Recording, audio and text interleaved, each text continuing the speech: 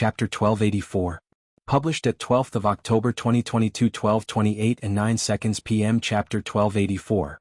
The Rules of the Void Palace. If audio player doesn't work, press stop then play button again. Chapter 1284. The Rules of the Void Palace. Gems was completely caught off guard.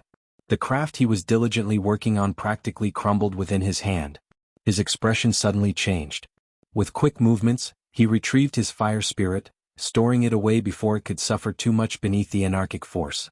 Spirits were fragile beings, especially ones of lower quality and beneath a certain standard. The curtains weren't just important for protecting the privacy of the rookies they crafted for, but it was also a protective shield against the anarchic force that managed to make it through when the doors of the smithy opened. This way they could keep their spirits relatively safe. And yet, in a single action, Lionel had ruined all of that. He simply gave Gems a glance and jumped away, landing on another shop roof. With the same motion he ripped out a ceiling log. The food stores beneath were immediately contaminated as Lionel balanced a third log on his shoulder, his indifferent glance sweeping downward without a care. His figure flickered and he appeared above another shop. This time he landed on the tailor's shop, a demonic hand ripping downward. Little Tali acted quickly, rushing between the cracks that fused the logs together and shattering all the connections it could before Lionel ripped out the rest. By the end of it, Lionel had 4 logs, each of at least 5 meters in length and about 1.5 feet to 2 feet wide. It was definitely much more than he needed, but he couldn't be bothered to care. He landed heavily on the ground just as several of the store clerks stormed out. Even the green-haired store clerk of the medicinal store Lionel had left alone for now rushed out, likely wanting to preemptively stop Lionel from doing something. But to her surprise, Lionel was already walking away. Right then though, Lionel's steps came to a pause. He looked back to find a seething Gems and a few others. The young woman from the tailor's shop who had been the first to ignore him, a girl who went by the name of Janin, was also among them. Lionel's actions had ruined several of the uniforms she had yet to properly seal and prime. How could she not be furious as well? This chapter upload first at Novel Bin. If you want to read more chapters, please visit Novel Next. To experience faster update speed. They hadn't come here for charity work, they came here to accumulate void points. Lionel's actions had made that practically impossible. They would have to fix the roofs first, but that would take work. And something told them it wouldn't be so easy to get the logs back from Lionel, meaning they would actually have to go and procure their own, something that was extremely difficult to begin with. Lionel had been correct in his assumptions. You weren't meant to cut down trees on your own. Even upper-ranked disciples found this to be extraordinarily difficult to do. Instead, you were meant to trade for the wood you needed with other resources.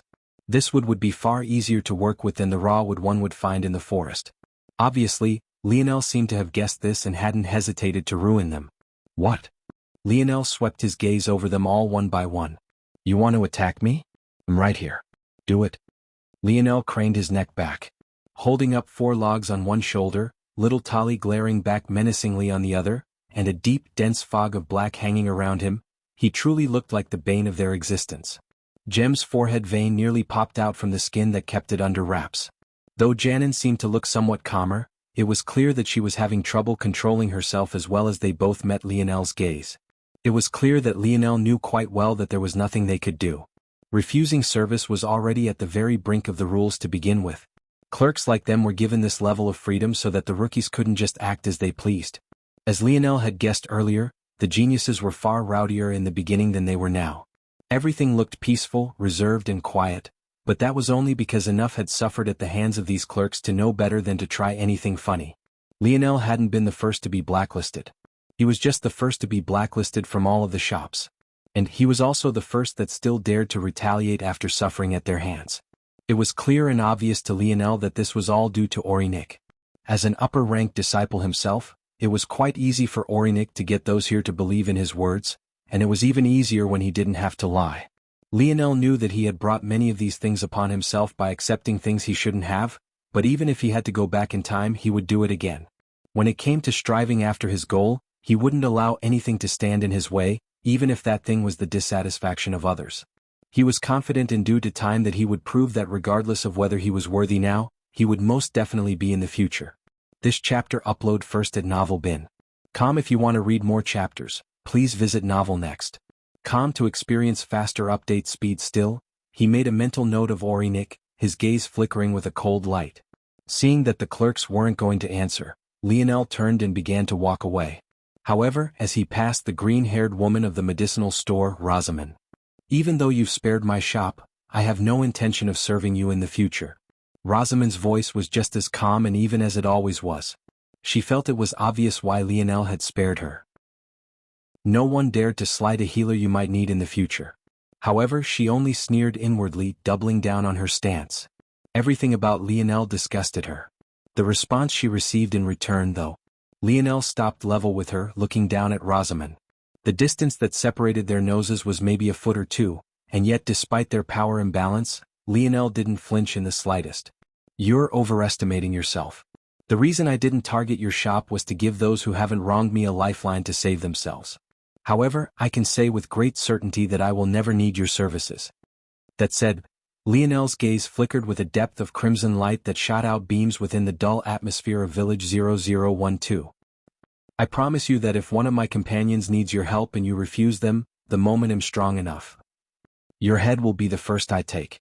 The rules of the Void Palace will not stop me, that I swear." Lionel's words seemed to carry an enigmatic momentum to them, like an oath that was recognized by a higher power. The wind rushed by, swirling along the ground and causing miniature bursts of small cyclones. The anarchic force in the surroundings seemed to dim just the slightest bit, making everyone feel as though it was easier to breathe, and yet simultaneously making them not dare to take a breath at the same time. The violet in Lionel's hair and eyes flickered, the momentum of a king barreling forth. Rosamond's pupils constricted, her body frozen in place. Chapter 1285. Published at 12th of October 2022, 12:28 and 8 seconds p.m. Chapter 1285.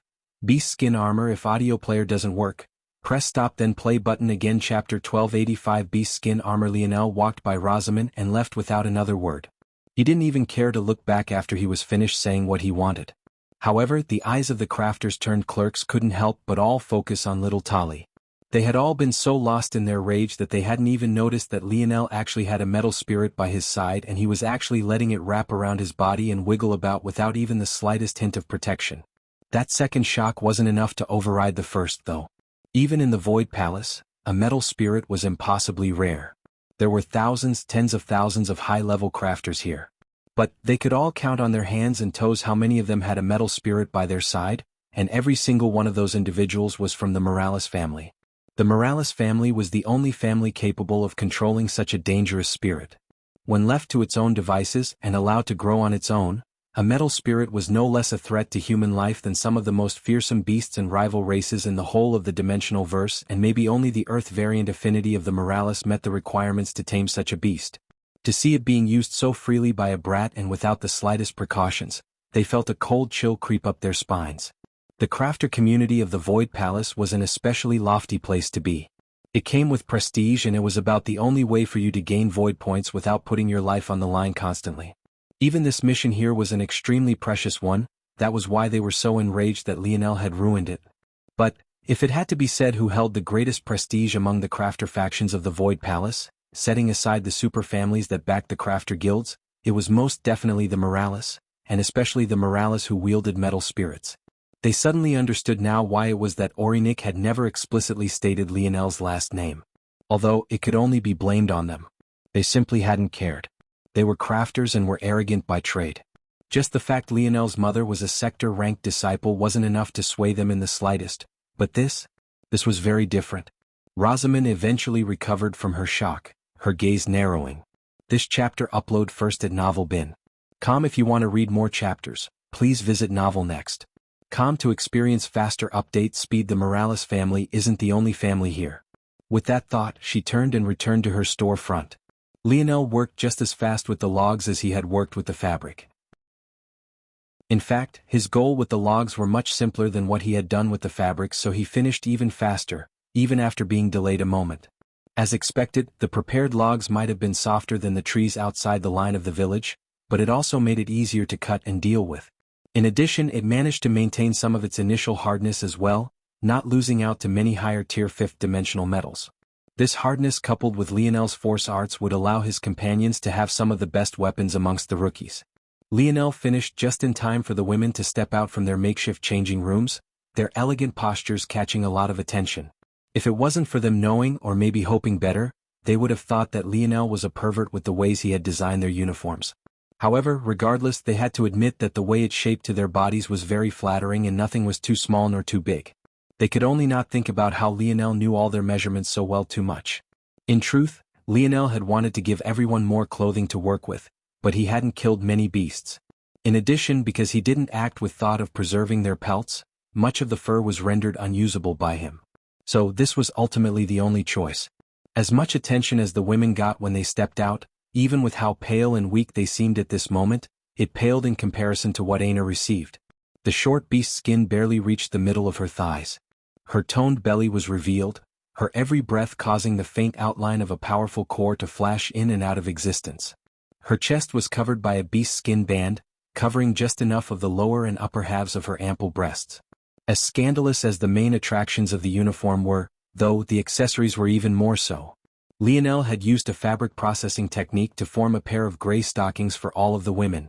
The result somehow made Aina's long, slender legs even more attractive than they were initially.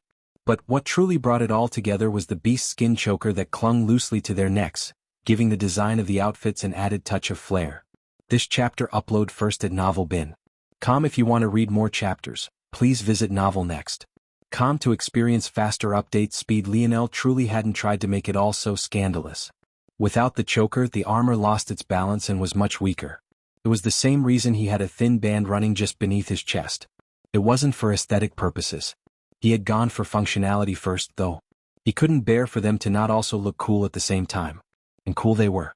Lionel walked to Aina, handing her a replica battle axe that looked identical to her own except for the fact this was formed of grayish-black wood. But, surprisingly, she smiled lightly and shook her head, taking out her original battle axe. "It's fine, mine can hold up. Sorry for the trouble." Lionel's brow raised and he shook his head. It wasn't much trouble. It had only taken him a few seconds to form it. How could it be trouble? "Arnold, take this. Making your usual palm weapons is difficult with the material I have on hand right now. If they fail you, you can use this." Arnold nodded. "Quickly, I'll explain to you all the function of the beast skin armor." Aina stood silently by Lionel's side as he explained things. Just as Lionel finished the final word, chimes rang and they all looked upward. It seemed the true selection would finally begin now. Chapter 1286. Published at 12th of October 2022 12:28 and 6 seconds p.m. Chapter 1286. Markers and restrictions. If audio player doesn't work, press stop then play button again. Chapter 1286. Markers and restrictions. Lionel's gaze flickered. With a quick sweep he took a mental note of the state of everyone. From what he could see, the closest to returning to their full strength were Miguel and Aina. But even then they were restricted to about 20 to 30% of what they could do. It would take them at least another day or two before they were back up to their peak condition. As for the others, they were in an even worse state, most of whom could barely even stand on their own 2 feet. The likes of Noah, Carolus, Elther and, surprisingly, Savon had about 10 to 15% of their strength now. Lionel's gaze narrowed as he locked onto the pale-faced Yuri. The latter hadn't spoken to him or even looked at him since they reunited. It wasn't that big of a deal to Lionel as he was never truly close with Yuri to begin with, but it was clear and obvious that the latter wasn't very happy with him at all. This wasn't a very surprising turn of events. After all, even though he didn't show his face as they left, Lionel had felt a very dense killing intent lock onto him when he was leaving through the portal toward the Void Palace. And it was especially obvious when Aina called him king.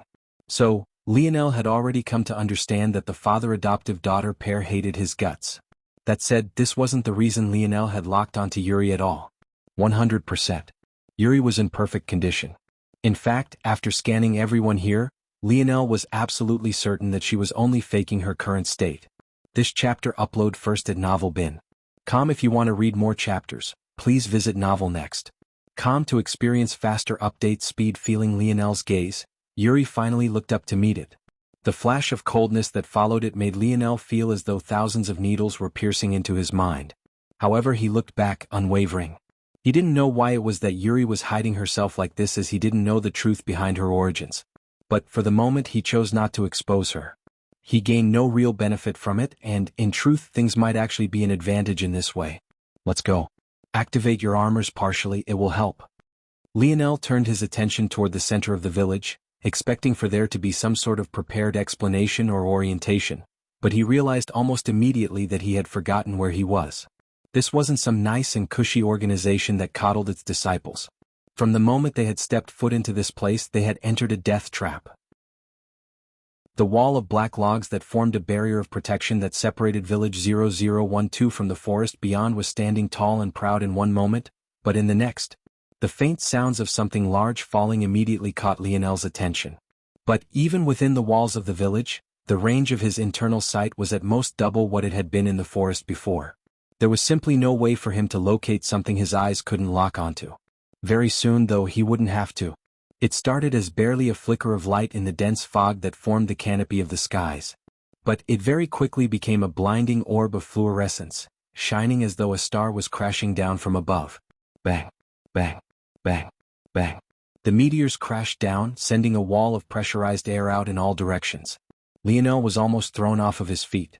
He crossed a forearm over his face, his feet trying to dig into the ground but finding that it was so hard that he couldn't find a firm grip anywhere. Luckily, the pressure wall didn't last very long, though the billowing clouds of dust that followed it didn't have the decency of doing the same.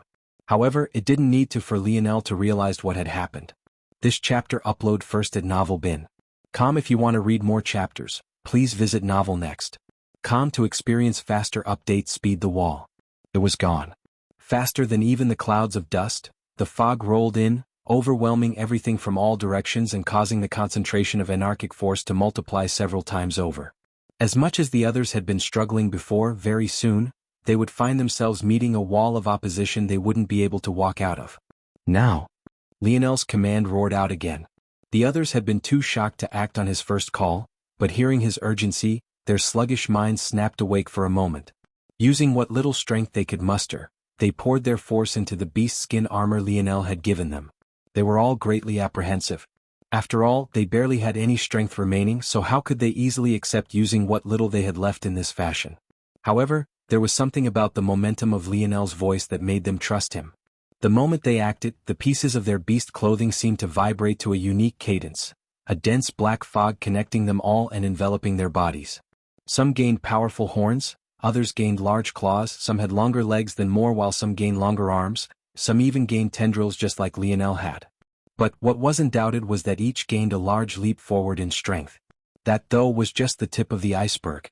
They felt the effect of the anarchic force lessen, allowing them to breathe easier and for their bodies to feel lighter. It also made the process of acclimation easier, although much slower. When the wall of fog finally made it to them, the horror they had braced for fell like a single drop of water amidst a vast ocean. They couldn't help but look toward Lionel's back with hardly concealed admiration and worship. What small reprieve they gained, expectedly, didn't last for very long though. Numerous pillars of light appeared in the distance. But it only took a moment for them to begin to thin, separating out into fine, thin and breaking lines of gold before vanishing entirely. Markers maybe? It was hard to gauge distance in all this fog, especially since they seemed to have purposely made every pillar the same thickness. Lionel only got a general direction out of them. The true selection begins now. All restrictions have been destroyed and cursed beasts are quite drawn to loud noises. I would advise you all get moving as quickly as possible. The novel will be updated first on this website. Come back and continue reading tomorrow, everyone. Chapter 1287. Published at 12th of October 2022 12:28 and 5 seconds p.m. Chapter 1287. Third, if audio player doesn't work, press stop then play button again. Chapter 1287. Third, almost the instant the voice came to an end, the howls of beasts shook the skies, penetrating the dense fog in a way that their eyesight couldn't hope to.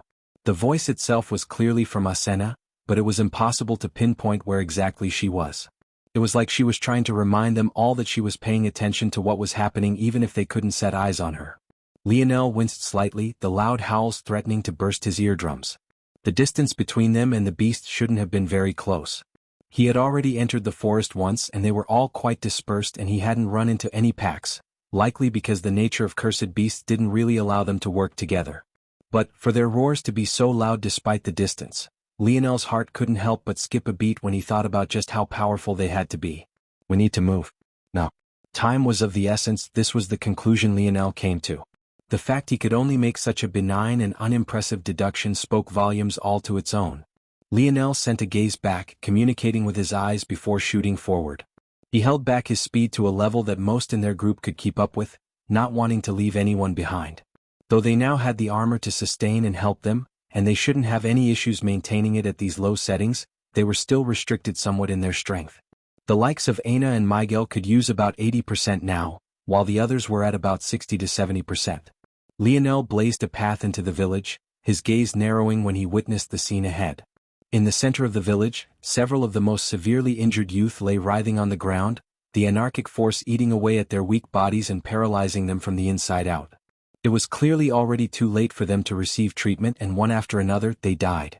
Even further ahead than that, a surging wall of disciples ran for their lives, understanding that they only had a short time to disperse into the forest before the wall that had protected them before became the bottleneck that assured their deaths. This chapter upload first at Novel Bin. Net. If you want to read more chapters, please visit Novel Next. To experience faster update speed. The issue with this, though, was that this small village already had several hundred geniuses who called this place home. Secondly, despite the large scale of the explosion, only about a 20-meter diameter of the black log wall had been destroyed. And to make matters worse, the residual force and flames of the impact still lay in the pit that separated them from their escape, forming a barrier that no one dared to cross easily. This resulted in a surge of people rushing from the back and a wall of individuals who hesitated to take a step forward. Even on third-dimensional Earth, mosh pits were the kind of places innocent people went to die, let alone in a situation like this where people were on a high that surpassed seeing their favorite musician. They were all fighting for their lives. Lionel's gaze shifted from the hole in the wall to the portions of the black log that still remained. It was obvious that many weren't trying to leap over the normal way because of how difficult it was to climb 100 meters straight up in a seventh-dimensional world. Can they make it? Lionel's brow furrowed deeper. He could clear the 100 meters in just a few steps, but what about those following him? It was unlikely. Lionel's mind worked in a blur, immediately coming up with a solution. His steps diverted, shooting off at an angle and away from the 20-meter gap in the wall. Careless with me. Careless' expression changed, but he sped up until he was shoulder level with Lionel. His tall and lanky body was filled with strength and vitality, especially after gaining the support of Lionel's armor. He was eager to make his mark. Together, Lionel said, reaching out a hand. In that moment, a crack appeared in space about a meter off the ground. When Careless saw this, he immediately understood, his own hand reaching out a moment later. With a thought, his own spatial affinity latched onto the ledge Lionel had formed, widening and strengthening it. Soon, the crack in space had become like a splintered glass stair, stretching out for about 2 meters. Lionel accelerated forward, his gaze flickering as he leapt into the air. Even as he did so, his hand reached out again, forming a second crack 3 meters ahead and 2 meters higher off the ground than the first. This chapter upload first at Novel Bin. Net. If you want to read more chapters, please visit Novel Next. To experience faster update speed. Careless followed suit, his brows marred by concentration. Lionel's foot landed heavily on the first stair, propelling himself upward toward the second just as Careless reinforced it. Their group caught on just a moment later, rushing up the spatial stairway in pairs as they rocketed upward. In just a few moments, they soared over the log wall beneath the astonished gazes of many of those who found themselves on the village side. Slow your fall downward. Lionel's voice commanded again, a road of stars appearing beneath his feet as he zigzagged through the air, slowing his descent by several measures. Lionel's mind continued to work, his breathing becoming more even and his thoughts becoming focused. He knew the ins and outs of the abilities of everyone who followed him now. After all, while they thought they were anonymous thanks to the billboard of numbers, Lionel had already attached them all to faces. Using everyone quickly and efficiently wouldn't be a problem so long as they hadn't held back too greatly. At that moment, though, Miguel landed heavily a large measure before Lionel had. Clearly, he hadn't taken any measures to slow himself, nor had he felt the need to. He looked up, meeting Lionel's gaze for a moment. Even without an exchange of words, Lionel already understood. Without a word, Miguel shot off into the distance, having no intention of waiting for the rest of them. Following Lionel? Was that a joke? A smile curled Lionel's lip for a moment before a shocked cry resounded and a body flew out from the fog. Obviously, it wasn't Miguel. But, rather, it was someone Lionel didn't recognize at all. Lionel landed on the ground softly, his gaze sharp as it pierced toward the direction Miguel had vanished from. Wisdom Branch, Third Awakening. Lionel's pupils dilated to an extreme, the illusion of an owl's eyes appearing to his back as his vision jumped through the dense fog to land on a group of disciples Miguel had just blasted through. Chapter 1288. Published at 12th of October 2022 12:28 and 3 seconds p.m. Chapter 1288. Barricades. If audio player doesn't work, press stop then play button again. Chapter 1288. Barricades. Lionel had recently stepped into the third awakening of his wisdom branch. Unfortunately, it didn't give him the boost to his mind that he had hoped for. But what it did do was give him a sharper pair of eyes that could see much further within this fog than his internal sight could. From just a few meters, Lionel's line of sight extended to about 50, allowing him to see what was going on. There had been many cabins much closer to the black log wall, and many of them were geniuses on a level beyond those still struggling to get past the wall of fire. So, they had been able to clear the walls alone without relying on the tricks that Lionel had. They were likely talents that had either earned golden tokens or had been very close to doing so. Some of these individuals had formed a barrier, blocking those who made it into the forest from continuing further in. This was a barricade that Miguel had come across, but he blasted through it as though it wasn't there. I see. Thanks for the heads up. By the time Lionel had observed the situation and understood what was going on, Miguel had already vanished into the distance. It seemed that those that formed the barricade hadn't cared to chase after him either.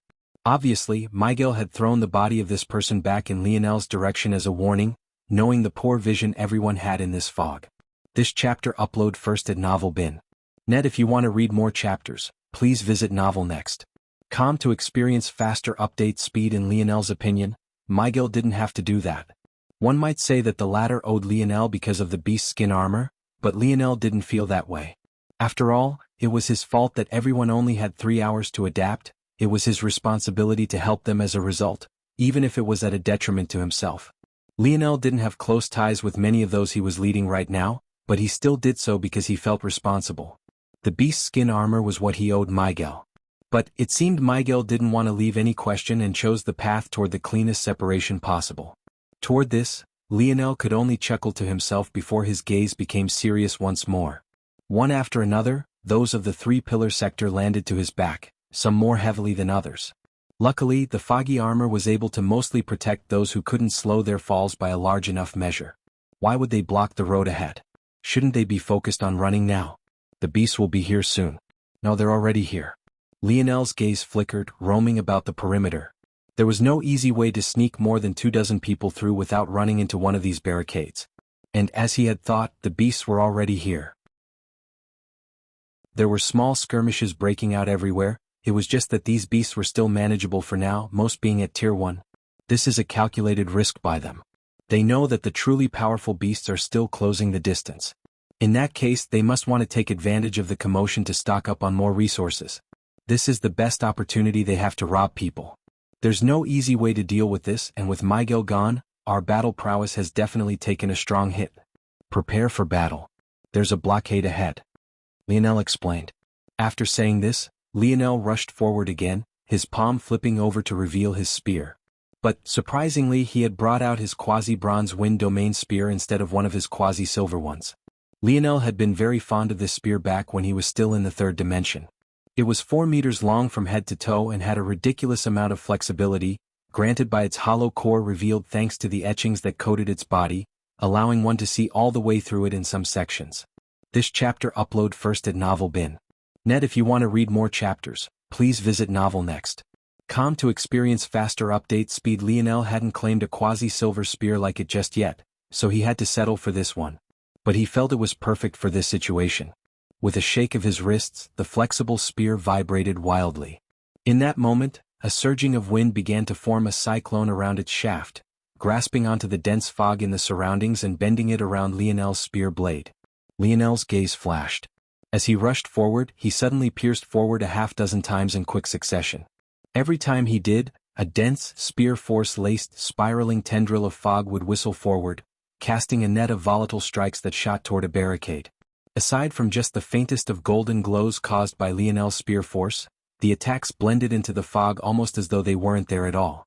But, what was the most devastating about them was the fact that halfway to their destination, the dense anarchic force within the fog began to swallow Lionel's spear force, increasing the concentration of anarchic force into the form of a blade that shot through the skies. Enemy attack. By the time a member of the barricade with sharper senses realized what was happening, Lionel's spear strikes had already arrived. Forced to hastily block, many brought their weapons up to their chests while others couldn't bring their weapons out in time and were forced to block with their fists and arms. Unfortunately, no matter which category they fell into, the results were devastating. The dense anarchic force in Lionel's strike swallowed up the force they used to defend themselves, ripping through their defenses as though they weren't there. Those that used weapons ended up relatively better off as these weapons had strong resistance to anarchic force to begin with, but those that didn't have the chance found their bodies pierced through and a violent anarchic force eating them up from the inside out. Lionel burst through the clearing, Aina and Noah following to his left and right as they all brandished their weapons. The novel will be updated first on this website. Come back and continue reading tomorrow, everyone. Chapter 1289. Published at 12th of October 2022 12:28 and 2 seconds p.m. Chapter 1289. Already? If audio player doesn't work, press stop then play button again. Chapter 1289 already? Cornelius watched this skirmish with an odd flicker in his eyes. Already? Maybe only he knew what exactly he meant by this. Or, more accurately, those who understood the difficulty of fighting on a void battlefield would all come to a very quick comprehension of exactly what he was baffled by. Lionel's spear techniques flowed with a sort of smoothness it had never had before. This was the first time he had seriously used his spear since his battle with Miguel, and he could almost feel his every action singing, as though every slight movement carried with it a breath of fresh air and a purpose filled with life and vitality. His 4-meter-long spear left afterimages in the air, melding with the surrounding fog as though there was no separation between them at all.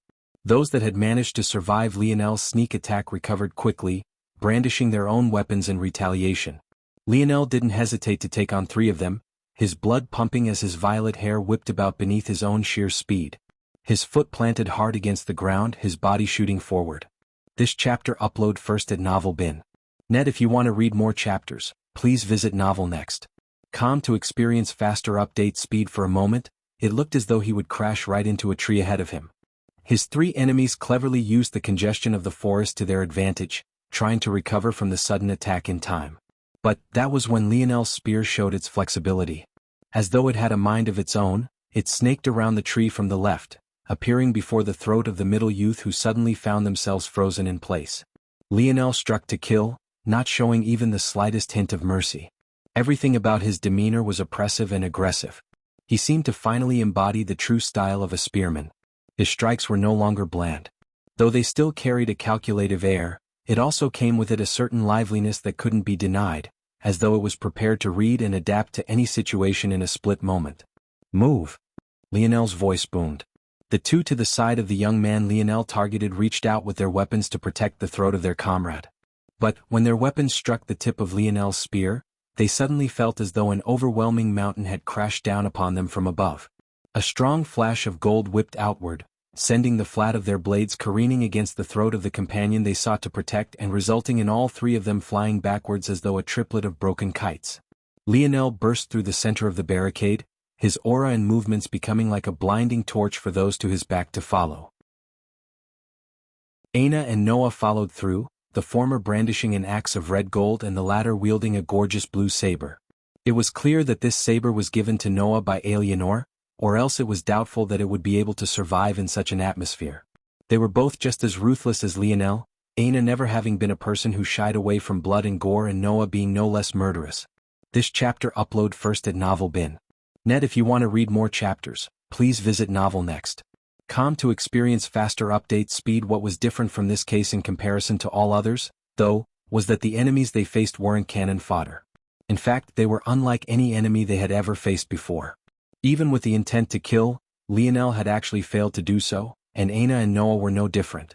This place was where all the top talent of the human domain accumulated. They might have had their heads forcefully lowered and all their pride and aspirations watered down in the last several months, but for those had survived to this point, their strength had bloomed to a level it hadn't ever touched before. Lionel knew this well. This was why he hadn't hesitated to use a sneak attack to get through, a sneak attack he knew they would have to take advantage of or else they would quickly find themselves on the losing side of this exchange.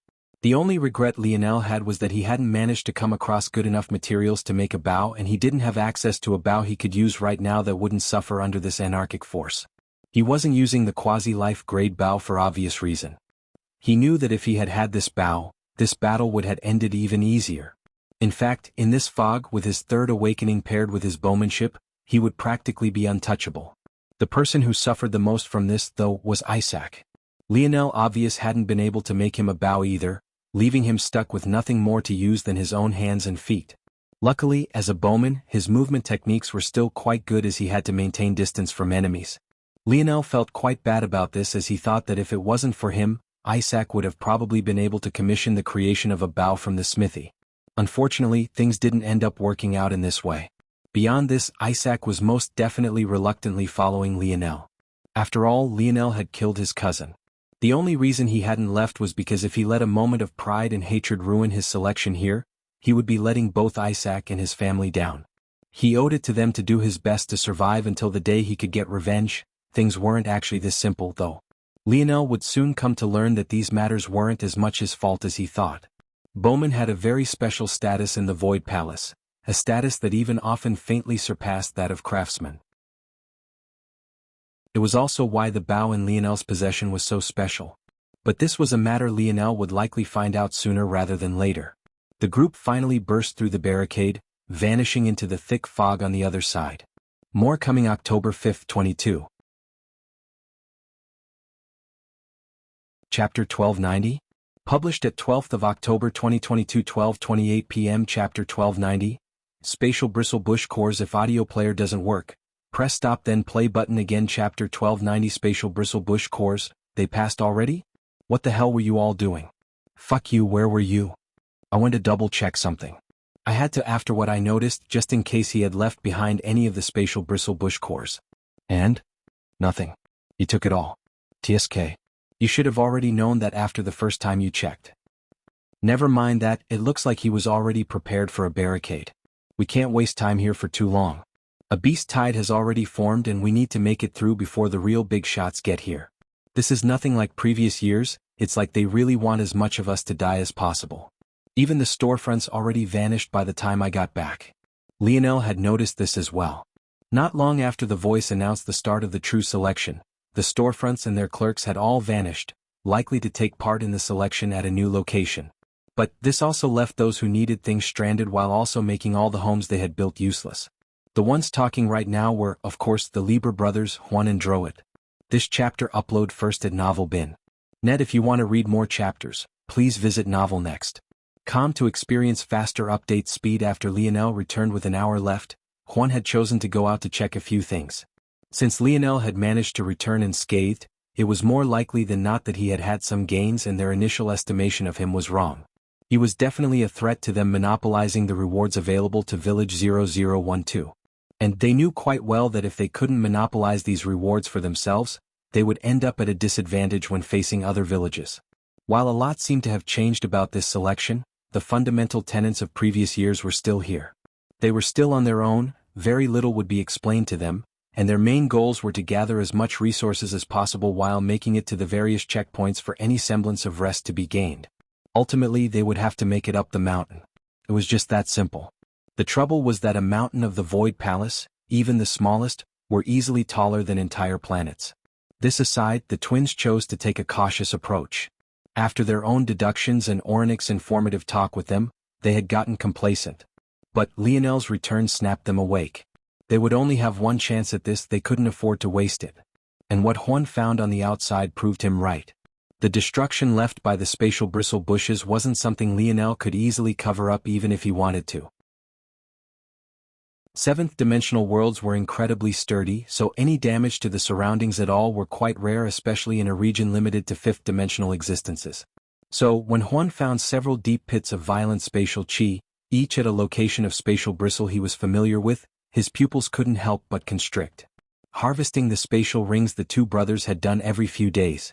But even after more than 2 months, they had only managed to gather less than 10 between the both of them. Yet, somehow, if Juan was correct, Lionel actually had hundreds in his possession. The kind of buying power such a thing represented was enough to make him salivate. The two brothers had been certain that the encirclement would be enough to slow them down. And because they didn't want to alert Lionel, they had chosen to remain in the shadows and wait for an opportunity. But it was clear that they had gravely failed in doing so. What exactly happened? What's his strength? What weapon does he use? What's the damage? It seems to have been a surprise attack. He uses a spear and it's definitely not one constructed by the smithy, which means he has a weapon that can survive in this atmosphere without special refinement methods. Or it was already specially refined for him. In addition, that beauty and one other also seems to have weapons like that. 3 of them? Juan frowned deeply. There was no such thing as fairness in the Void Palace. The things that others had that you didn't, you would have to rely on yourself to get.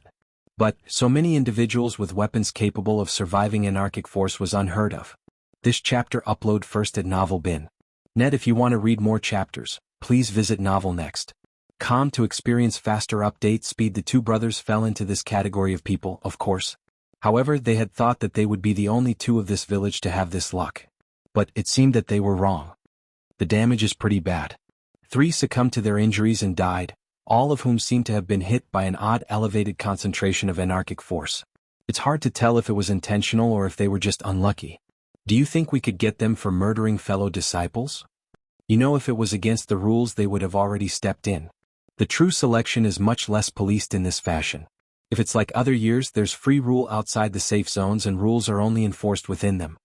Juan nodded, having already known this. The beast tide is already here. They still don't know we're targeting them. It'll be easier to get through this wave of beasts if we combine efforts in the vanguard. However, I'm not giving up those spatial rings. Even setting aside the bush cores, that many spatial rings is enough for us to practically buy our way to the peak. We have Orinik to thank. If not for him talking to the seniors, he would have already exchanged them. But we can't relax. There's far more to trade for at higher level safe zones. The 2 brothers looked toward one another and nodded in unison, shooting off toward the sounds of howling beasts. Lionel's gaze sharpened. His dilated pupils saw an endless wall of beasts rushing toward them. Just in a 50-meter radius from him, the numbers were already in the hundreds. His mind went into overdrive. How could he get out of this without casualties? The novel will be updated first on this website. Come back and continue reading tomorrow, everyone. Chapter 1291. Published at 12th of October 2022 12:27 and 59 seconds p.m. Chapter 1291. Useful if audio player doesn't work, press stop then play button again. Chapter 1291. Useful. The first issue was line of sight. Even being able to see 50 meters ahead felt a lot more like half of that. The trees were very dense and maneuvering about was a problem, making a straight line of sight impossible to maintain for too long. With such a short line of sight and lacking the flexibility provided by internal sight, Lionel couldn't even tell how far they had to go, or if there was even an end to all of this to begin with. The second problem was the strength of the beasts. Lionel had fought many Tier 1 cursed beasts already, and their strength was nothing to turn your nose up at. In fact, it was directly the opposite. Facing one was a challenge enough already for most, let alone facing a horde like this. Of those in his group, Lionel was certain that a majority would only be able to handle, at most, a single cursed beast at a time. And that led to his third problem: there were simply too many of them for him to defend and protect by himself. It would be fine initially as all the cursed beasts were currently in front of them, but Lionel wouldn't be able to kill them all. As they got further and further into the beast tide, they would begin to receive attacks from the sides and eventually the back as well. At that point, I will take your right. Aina suddenly spoke. Lionel's gaze flickered. That was right. He wasn't exactly alone. I will take the left. Noah followed up. I want the front. Elther chimed in, eager to lead the vanguard. But he found an arm wrapped around his, pulling him backward. Well, take up the rear. Carolus corrected.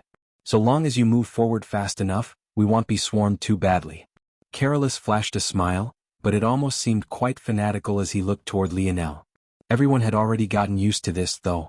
After Carolus exposed himself as a fanboy of the Royal Blue football team, he had gotten worse and worse at hiding his love for Lionel.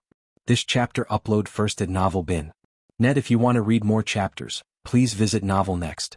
To experience faster update speed toward this though, Lionel grinned. It seemed he had been a bit too focused on making it up to everyone.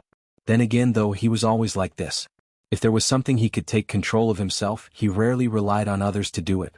With a flip of his palm, Lionel's wind domain spear vanished.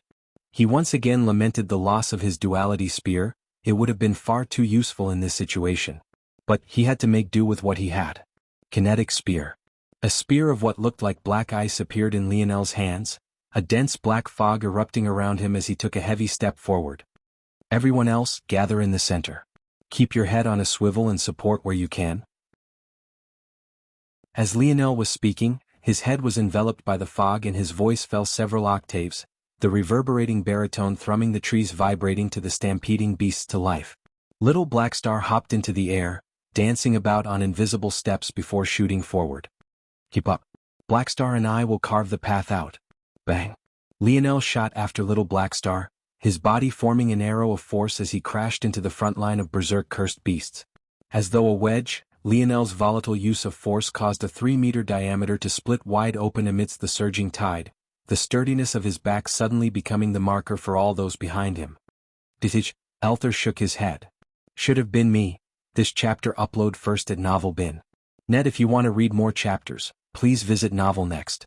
Com to experience faster update speed. Carolus laughed. Would better hurry up or else would really be left behind. With every movement of his spear, another cursed beast fell. Lionel had learned from his mistakes previously.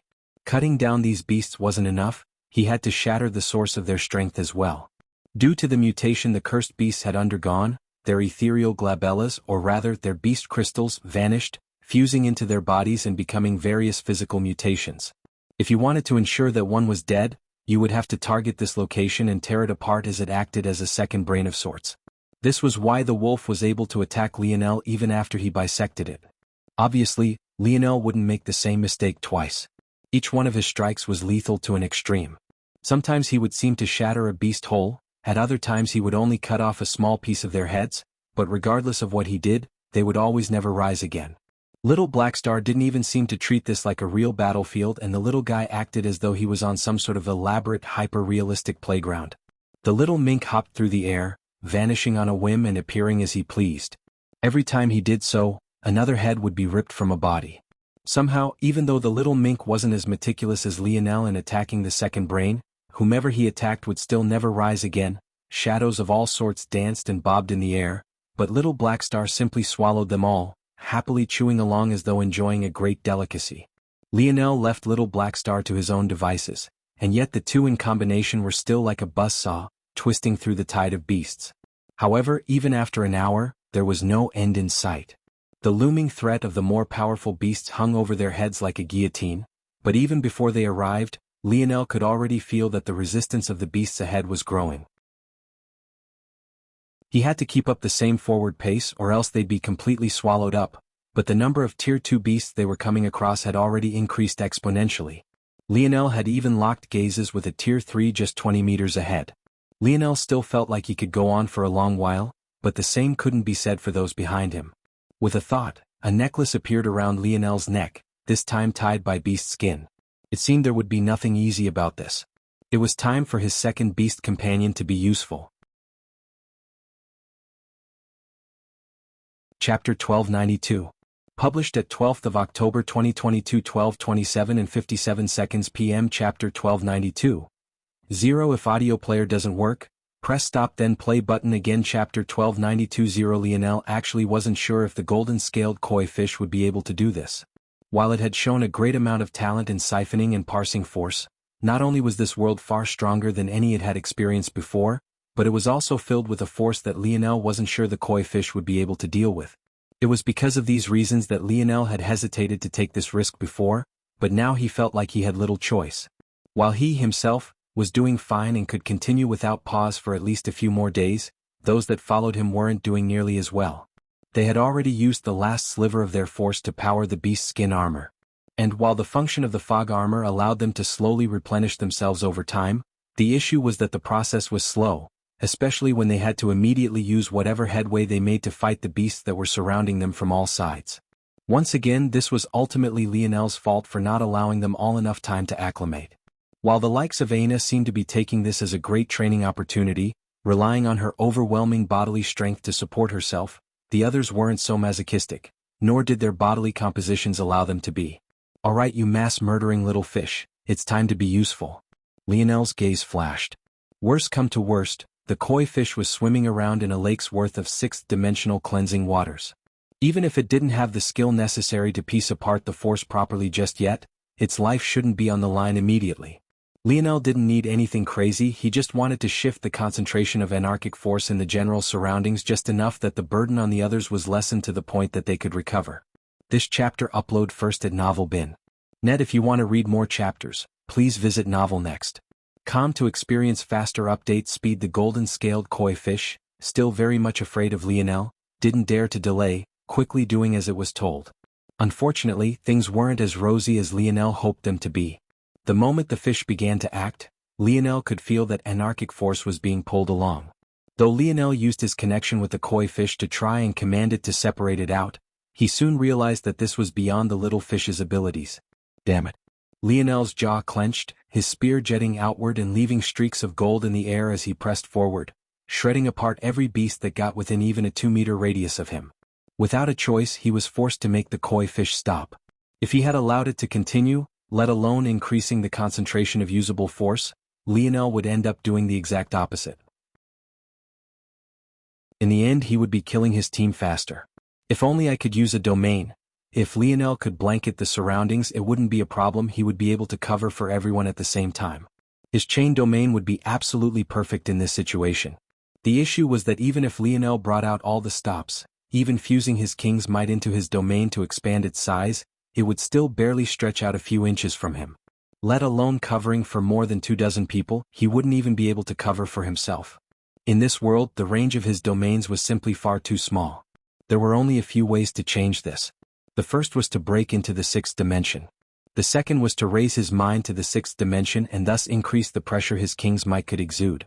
The third was to comprehend the heavenly body realm to completion. The universal force it would provide would make his domains more than large enough. The fourth option was to enter spear domain and pull out a quasi-gold spear, not to mention hope that it would acknowledge him and help him to use its domain instantly. Lionel thought of many solutions, but each one was more impossible to use than the last. This chapter upload first at Novel Bin. Net. If you want to read more chapters, please visit Novel Next. Com to experience faster update speed. Then that only leaves one choice. It was a nice sentiment to want to pool the efforts of everyone together, but it was simply not possible. There always comes a time when others reach their limits and Lionel would just have to put in more effort to cover for them. The crimson orbs that hovered within the dark fog that was Lionel's helmet vibrated. In that moment, a miniature humanoid figure of violet appeared above it, its purple hues fusing into Lionel's dark armor and giving it an added sinister air. The moment Lionel fused the influence of his king's might with his internal sight, its range amplified. From just a handful of meters, Lionel could finally see the surrounding 20 with extraordinary clarity. Tendrils of darkness erupted from Lionel's back even as little Tali appeared once more. In its draconic form, little Tali snaked toward the corpses that littered the surroundings of Lionel's feet, shredding them apart and leaving nothing more than the bones behind. Lionel shifted his spear into one hand, using his left to strike at the air with his fingers. The precision with which Tolliver was being controlled skyrocketed, the little metal spirit's actions becoming more refined and deft. Soon, the sturdy bones of the fallen beasts were refined into sharp daggers without a hint of specialness to them. They seemed unassuming and weak. Until, that is, little Tali threw them into the air, allowing the tendrils that had erupted from Lionel's back to snatch them. Level 2 bow force bloomed, coating the blades of these daggers with a subtle hint of lethality that chilled the bones.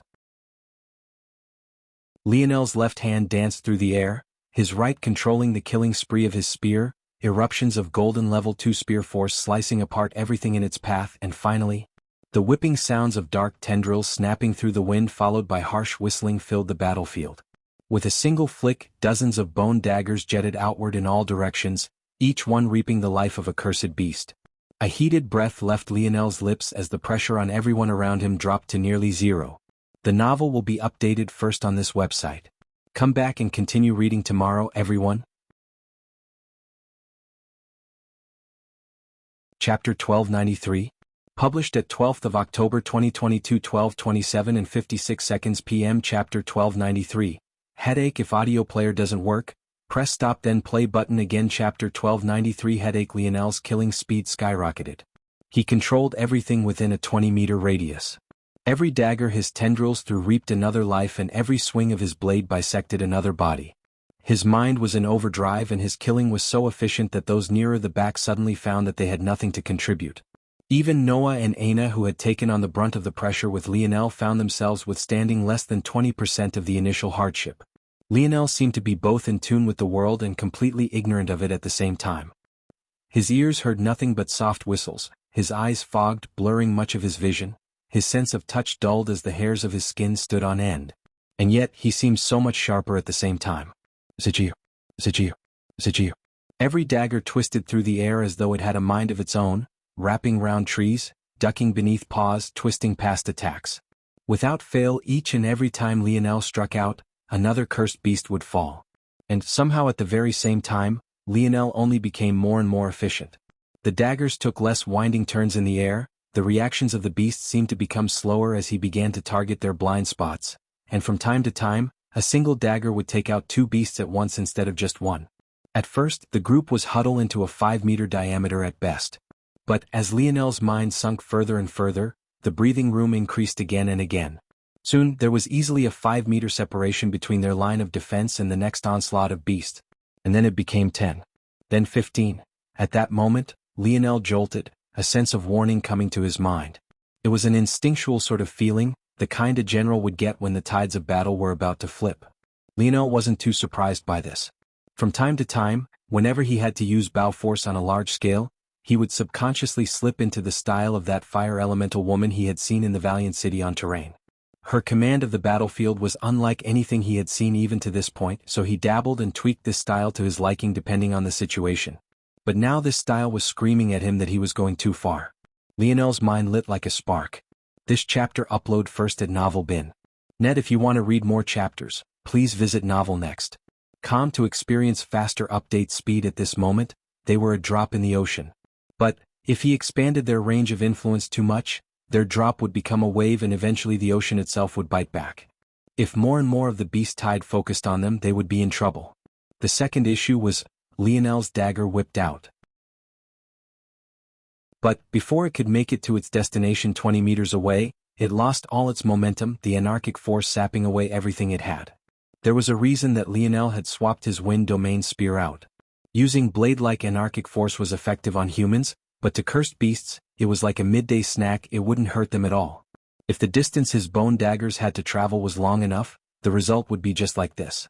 It would be stripped of its bow force, and not only would Lionel's control waver, but the resulting impact, even if by some miracle it landed, wouldn't even be a fraction the result he would hope for. Lionel's gaze flickered, taking deep breath. The heat coming off of him was palpable, and it only seemed to make the fog denser. Sometimes being too efficient and powerful was a problem. He needed to find a balance. Only like that could he not only maximize his rest time, but also ensure that they didn't draw too much attention. It didn't take long for the beast tide to quickly fill in the gap. After ensuring that they hadn't pulled too much aggros, Lionel sighed in relief and focused his attention on the Tier 3 beast that had swallowed up the distance between them. Natural bow force? No, normal natural bow force couldn't possibly travel as much as 20 meters in this density of anarchic force, and definitely not with that level of control and deftness. What is this child hiding? This was the true secret of bow force in the Void Palace. Long-ranged attackers were so rare that the status of bowmen who would be effective in this environment were countless levels above others even of similar skill level in other areas. This was a simple application of supply and demand. A bowman that could be effective at 20 meters was already enough for the Void Palace to go all out in protecting. Even if Lionel had no background whatsoever, Cornelius would likely swoop down from the skies right this moment and take him out of this trial. Unfortunately, out of consideration for some other things, he definitely couldn't do this. This chapter upload first at Novel Bin. Net. If you want to read more chapters, please visit Novel Next. Com to experience faster update speed. A Morales family youth with natural bow force at such a young age. How will the Terrius family react to this? Not only that, but he's already awakened the Morales family's elevated spear force. Why did they throw this problem on my lap? Cornelius had sighed more times today than he had in the last several decades. The upper echelon of the Void Palace was split. However, regardless of which side they were on, they were in unanimous agreement that they didn't want another Velasco appearance. That man had a unique method of pissing off everyone, and yet somehow still managing to be so beloved. The result of this was an odd push and pull effect where they wanted to take a hands-off approach with Lionel, but also didn't want him to run rampant to the point where that Death Star could appear here again. In order to do that, They needed to make sure that Lionel stayed within the confines of the rules and that he integrated as normally as possible. This was minimize the risk. The odds that Velasco's son would be as much of a blazing sun as his father was low, despite what Asena had to say about genetics. Unfortunately, the more Cornelius observed Lionel, the more confused he got. He couldn't tell if Lionel was a once-in-a-several-generation genius like his father, or if he was an ordinary talent riding the coattails of his family's resources. Even now, he had still not yet made a decision, but regardless, this matter was trending poorly for the Void Palace. Lionel's gaze brightened. There's an odd sparsity of beasts ahead and the flow seems to have been diverted. There's definitely a change up ahead within the next half-kilometer. Lionel had made certain to follow a path that led toward one of those golden pillars he had seen at the start of the trial, but he had no way of telling just how far away they were. He now had a feeling that he was approaching them. What he hadn't realized yet, though, was that he had a few tails that were outside the range of his amplified internal sight. Chapter 1294. Published at 12th of October 2022 12:27 and 55 seconds p.m. Chapter 1294. Not good enough if audio player doesn't work, press stop then play button again. Chapter 1294. Not good enough. Lionel internally felt relieved. The drain to his normal stamina was minimal, but using his king's might like that left him feeling like his mind was being squeezed dry. It wasn't a joke to use his dream force and will to forcefully expand the influence of his internal sight, and he wasn't sure how much longer he could keep it up without it affecting the rest of his performance. Not long after experiencing this feeling, though, Lionel steeled himself. The truth was that he had no idea what was up ahead. Breathing sighs of relief now would make him sloppy. He had to prepare for every possibility. That's not like me. Lionel frowned, his mind suddenly going on high alert. He never relaxed before getting to his goal like that, but he had almost done so just now.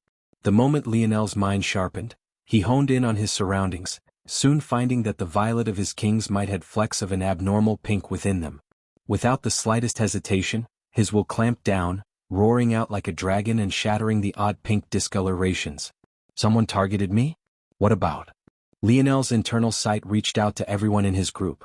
They all had light smiles on their faces and their bodies were relaxed. There was nothing odd about this on the surface. After all, after Lionel took the brunt of the burden away from them, they had been able to replenish their force at a faster rate and their previous helplessness was all but washed away. However, there were too many oddities. For one, Althor would definitely not be smiling right now. In fact, he should be pissed. Knowing him, he would want to fight, not rely on Lionel. But he would also understand that he didn't have the strength to insist on this, so he would be infuriated with himself. Then there was Arnold and Noah. These two were as stoic as they came. Lionel had yet to see something so benign leave them in a state of perpetual happiness like this. This chapter upload first at Novel Bin. Net. If you want to read more chapters, please visit Novel Next. To experience faster update speed. Beyond this, there was the likes of Richard, who was forced to be in a group with Lionel to begin with. He knew that if he tried to leave on his own, not only would it be a question of whether he even had the strength to survive, but it would also be a question of if it would be Lionel or the surrounding danger that would kill him first. He didn't dare to leave because he knew that Lionel would target him in the future. Even if he somehow survived, by then he wouldn't even be able to take a single step forward in this place. Even one of these individuals lightly smiling like this would have been an oddity, but the idea of all of them doing so was simply ridiculous on its face. Again? Lionel's brow furrowed deeply when his senses focused on Yuri. She was smiling just like everyone else, but Lionel could tell that it was fake. It didn't travel up to her eyes, which continuously darted back and forth as though looking for something. What was most shocking was that Yuri's pupils, by Lionel's estimation, were focusing on regions dozens of meters away despite the dense fog. So, it was either she had an ability like Lionel's snowy star owl eyes, or her internal sight can lock onto regions that far away? But then why would she bother moving her eyes at all? Wouldn't that just be giving her away? Unless she wanted to give herself away, by now, Yuri would have already noticed Lionel's scrutiny, but she didn't even look toward him even after several seconds. Lionel shook his head. Don't you think there should be some exceptions even when you don't want to talk to someone? This is a life and death situation. It isn't time to beat Sundara. Ha! Lionel suddenly let out a low shout that almost sounded like an acute clap of thunder. Lacing his king's might with his shout, Lionel's voice jarred the minds of everyone around him awake. Ha! This chapter upload first at Novel Bin. Net. If you want to read more chapters, please visit Novel Next. Calm to experience faster update speed. A small sweep of confusion breezed through the group. But no one seemed to understand what had happened. It was like they had just woken up from a dream, but their memory of it had already been shattered. Yuri, what's the range of your internal sight? Yuri, who had lagged behind in her little act a bit, was stunned by Lionel's sudden question. After she composed herself, she, quite frankly, didn't want to answer. But it wasn't long before both Savon and Aina's gazes landed on her, causing her to bite her lip in unwillingness. 100 meters. Lionel didn't seem surprised by this answer at all, despite the fact many others looked toward her as though they were gazing upon some kind of monster. In truth, Lionel was pissed despite the fact it didn't show on his face. He was draining himself, drastically cutting down the chances of him succeeding in what would be the later amethyst-level trials, so that he could protect her and the others, when things would have been so much easier if she just explained this long ago. Lionel didn't hang on to this anger for long, though. There was no point. Not only would it not be helpful, even if it would be, it was still ultimately his fault that they were in this situation. Have you mastered a sensory sharing technique? Yuri frowned deeply.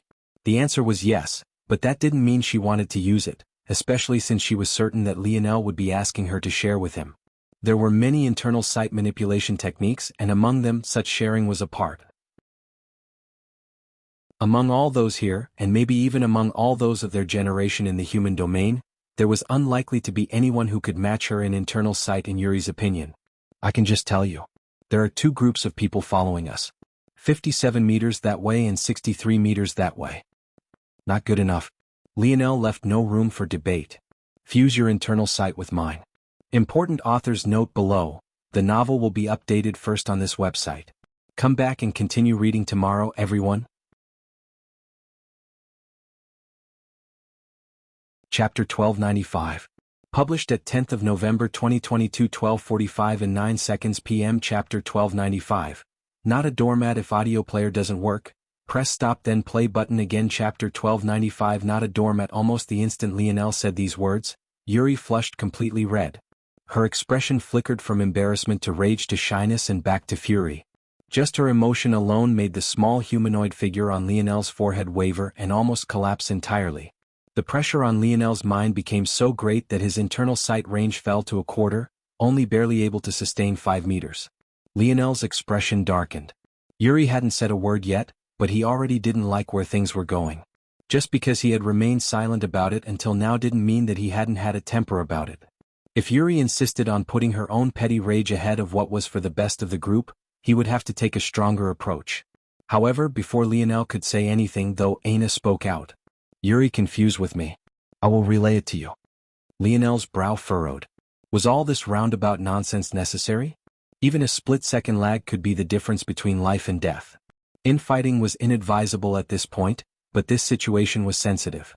There was no doubt that whoever had targeted them had a larger internal sight range. Just to follow them alone took a certain amount of sensory abilities, let alone actually targeting them through the fog.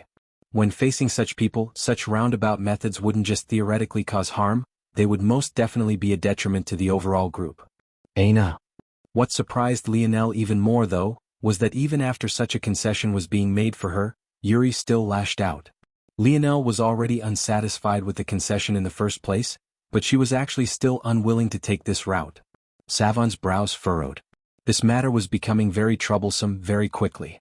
Aina had chosen to move on from those things, but whether it was Yuri or Miel, both of them were still riding a high of fury. Miel even had to force himself to choose against personally seeing them off for fear of what he might do to Lionel. In truth, the fact that Yuri had remained this silent all this time at all was a miracle in and of itself. This chapter upload first at Novel Bin. Net. If you want to read more chapters, please visit Novel Next. Com to experience faster update speed. Unfortunately, it seemed that the peace would come. That's enough. Aina's battle axe smashed into the ground, sending a wave of force outward that knocked the beast back several meters. Her head turned back, a fiery golden gaze landing on Yuri, shocking the latter awake from her own fury. Yuri was shocked into silence. Aina had never shown her such an expression before. It only made it worse that she was actually showing her such a face for him of all people. It made her feel all sorts of emotions she couldn't even properly qualify. Aina had drawn a line in the sand quite clearly.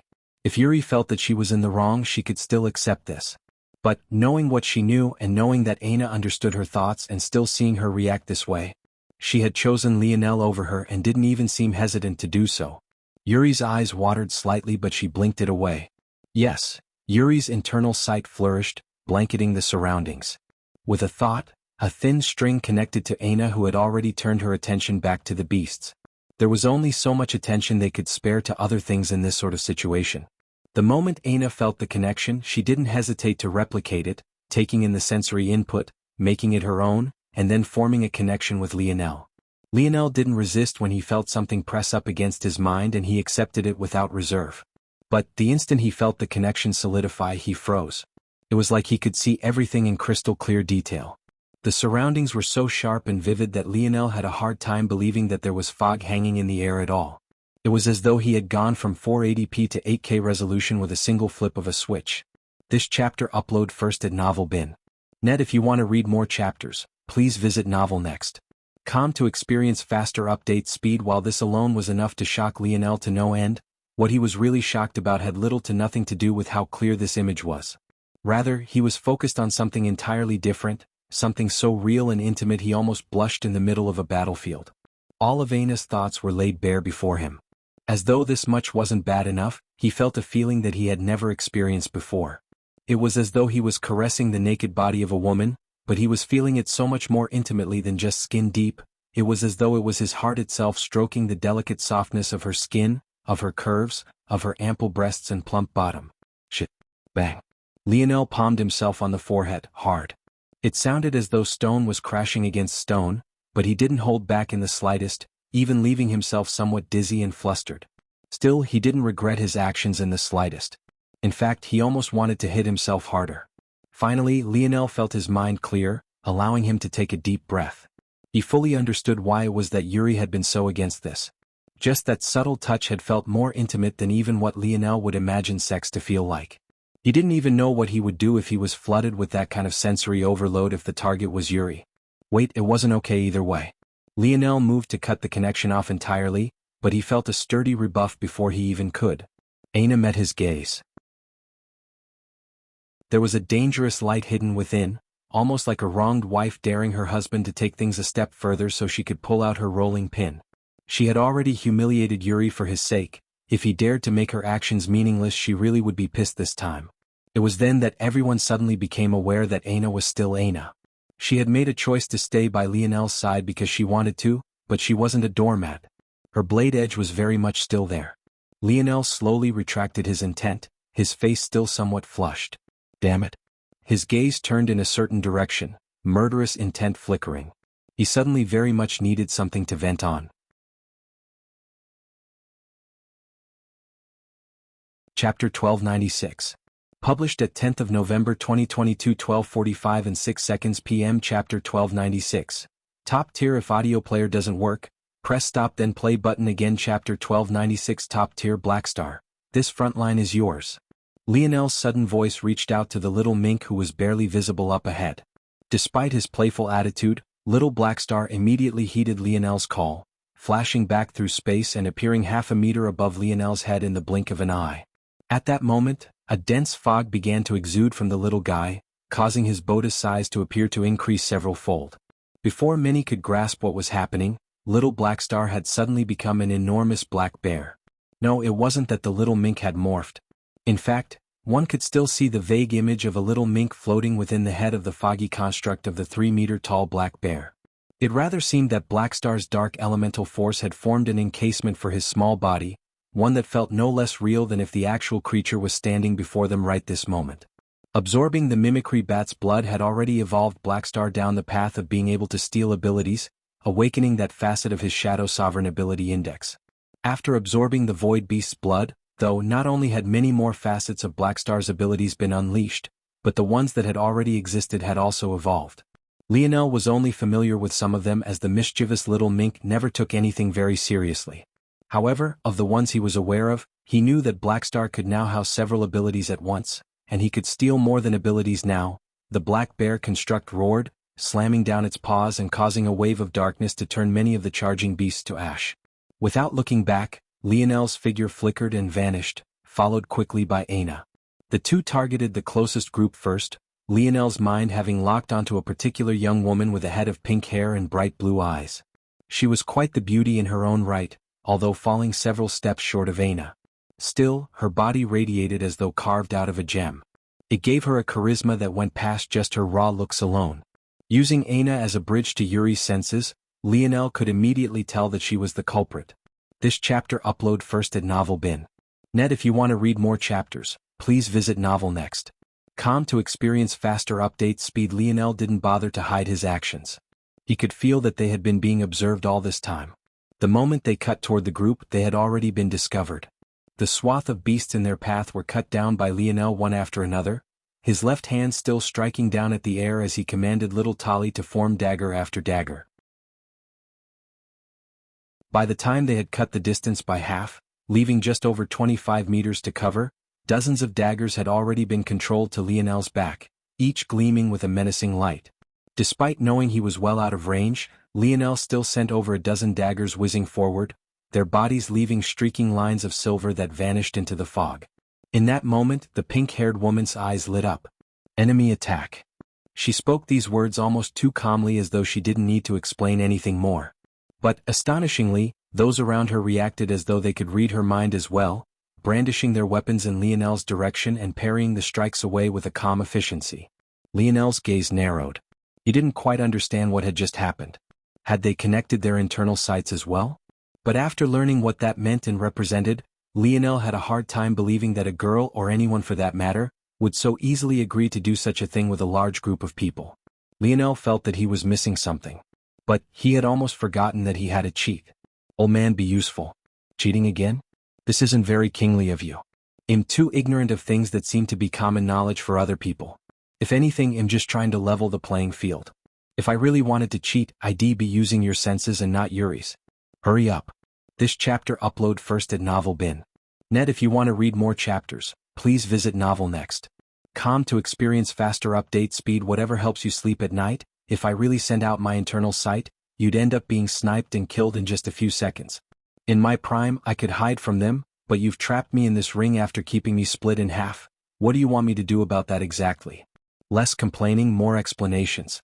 That girl is a member of the Gamine family. They're basically the only ones of the human domain who understand anything about the soul at all. You can relay words and images through thought far faster than through words. She can do that without issue. Hold on, then why is this matter such a big deal? Why didn't Yuri just do that in the first place? You're such an idiot. You didn't ask her to do that, your specific words were diffuse your internal sights. That's a completely different ask. Lionel would be lying if he said he wasn't feeling a bit embarrassed hearing such an explanation. Why didn't you say anything then? Why would I say something? It was peak entertainment, I couldn't stop laughing. You essentially went up to a girl and asked her to strip naked in front of you, top-tier comedy, really? A true modern-day Casanova. Lionel's jaw set. For once he didn't rebuttal. But his gaze still flashed with a dangerous light. He didn't like having his mind played with. Even though he had seen through it almost immediately, he wouldn't stand for it. Lionel's king's might bloomed, the humanoid figure on his forehead becoming more prominent as it sent a wave of pressure forward. His thoughts were simple. First divide, then conquer. What better way to do that than to disrupt the abilities of this young woman of the Gamine family? Stay close to me. Lionel spoke to Aina. I'll end this as quickly as possible. The tendrils that trailed to Lionel's back flared like a peacock's tail. Then once again they all whipped forward simultaneously. Chapter 1297.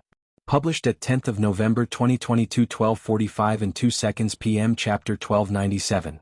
Fleeced. If audio player doesn't work, press stop then play button again. Chapter 1297. Fleeced. Kiza immediately saw through the trajectories of Lionel's throws, but when she tried to communicate it, her pupils constricted.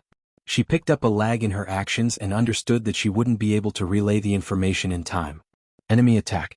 Prepare yourselves. Those around Kiza understood that something had gone wrong, but they weren't too shocked by it. They were all geniuses in their own right and they had enough experience to understand that Kiza's abilities weren't infallible. They were still ready to react. However, when Lionel's strikes came into view, they were caught completely off guard nonetheless. Lionel had purposely sent his first volley from outside a range he was comfortable with. As a result, it had lulled them all into a false sense of security, believing that Lionel's strikes were normal and easy to handle. But this volley was completely unlike the last. They moved through the air as though they had minds of their own. Sometimes daggers would diverge, and at other times they were suddenly clang off of each other, shooting off in directions completely opposing to the trajectories they had originally been following. Toward this sight, even Kiza's pupils constricted. They had been following Lionel's trail for a very long time now, so Kiza had, of course, been focused on comprehending his abilities. It was only after grasping all of this that she took the risk to try to subtly influence Lionel's mind. This was why Kiza hadn't panicked after Lionel shattered her control. No genius of the golden token level would be so easily swayed by her suggestion, especially not in this environment. This was why she had gathered up all the information she needed first. The trouble was that after her long observation, she had concluded that the limit of Lionel's range was about 5 meters. This was surprising but still made logical sense to her. After all, maybe the only person unaware of how important long-ranged attacks were in the Void Palace was Lionel himself. However, what Kiza hadn't grasped was the fact that Lionel had been purposely reining in his range all this time so as not to draw too much attention to himself. Kiza had made a small concession for this possibility, but the idea that Lionel's range was as much as 20 meters didn't even cross her mind. What?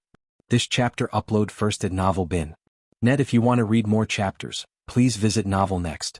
Com to experience faster update speed because it should have been impossible. By the time Kiza awakened from her shock, the bodies of many of her comrades had been pierced completely through. Even those that managed to deflect and protect themselves ended up in sorry positions, allowing the horde of beasts around them to lash out and take advantage. Another 3 of her comrades were severely injured in this way even before she reacted. Kiza's blue gaze became steely. Lionel had purposely not targeted her because he knew he would need at least a bow or a true throwing weapon to make a difference. However, this lack of danger had made her even a step later to react than she normally would have been. Kiza had already had an elevated opinion of Lionel. But, at that moment it raised another several levels. Her arms flared outward, 7 feather-shaped weapons appearing to hover around her head, shoulders and arms as though they had minds of their own. The moment Lionel burst through the final line of fog and appeared before her eyes, she reacted, 4 of them flying forth with blinding speed and 3 remaining back to defend. Her hair seemed to gain an extra glow to it, her skin shimmering like gems. Lionel's spear spun in his hands, his left palm finding its way back to its shaft and clamping downward. Ding, ding, ding, ding. The rotation struck away all 4 feather blades, but their pursuit was relentless, stifling Lionel's forward momentum in just a single volley. At the same time, those that had survived Lionel's initial onslaught rebuffed a tide of beasts before beginning to attack Lionel and Aina from the side. Don't encircle him. Remain where you are and attack from there. Kiza coldly commanded. There was a biting sharpness to her current self that hadn't been there before, but no one dared to ignore her words. This chapter upload first at Novel Bin. Net, if you want to read more chapters, please visit Novel Next. Com to experience faster update speed. Lionel himself already felt that he had underestimated the effort he would need in this exchange. His forward momentum had already stopped and to his back there were more beasts. Aina had already turned back to deflect their attacks along with the support of his tendrils, but if things continued like this, they would end up just helping Kiza and the others to clear the beasts until they reached the safe zone. Lionel had to admit that Kiza was very clever. Her choice not to encircle them was perfect, forcing Lionel and Aina to take a brunt of the pressure off of them all while facing their attacks. Lionel had chosen to strike first, not wanting to be taken advantage of. But he realized they would lose more than they gained by making this a long drawn-out battle. At the same time, the second group that had been following them seemed to be making a move, picking up speed as they cut a path toward Lionel's people and making the situation far more complicated. This group happened to be one containing the 2 Libra family brothers. It seems you've made a mistake in targeting the wrong group. Lionel's gaze narrowed. You made it so that I would attack you and not them. Kiza smiled sweetly. Handsome and smart. You could say that they paid for my services to push you in the wrong direction. How much did they pay you? Oh my, are you asking me to sell myself again? That would make me feel so cheap. Aina suddenly found herself becoming very irritated. If it wasn't for these damned restrictions she was under thanks to this anarchic force, she would have already sliced this succubus in half. How much? Lionel pressed again, his voice cold. He was clearly being targeted and that made things troublesome. If he was alone, this matter would be simple to handle, but he had people to protect and he was running out of time. The worst part was that he didn't know what the exchange rates were just yet, so it was very likely that he could get fleeced. Wise Star Order's laughter echoed in his head. The old man was enjoying this too much.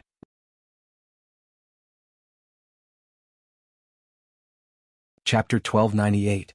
Published at 10th of November 2022 12:45 and 1 second p.m. Chapter 1298.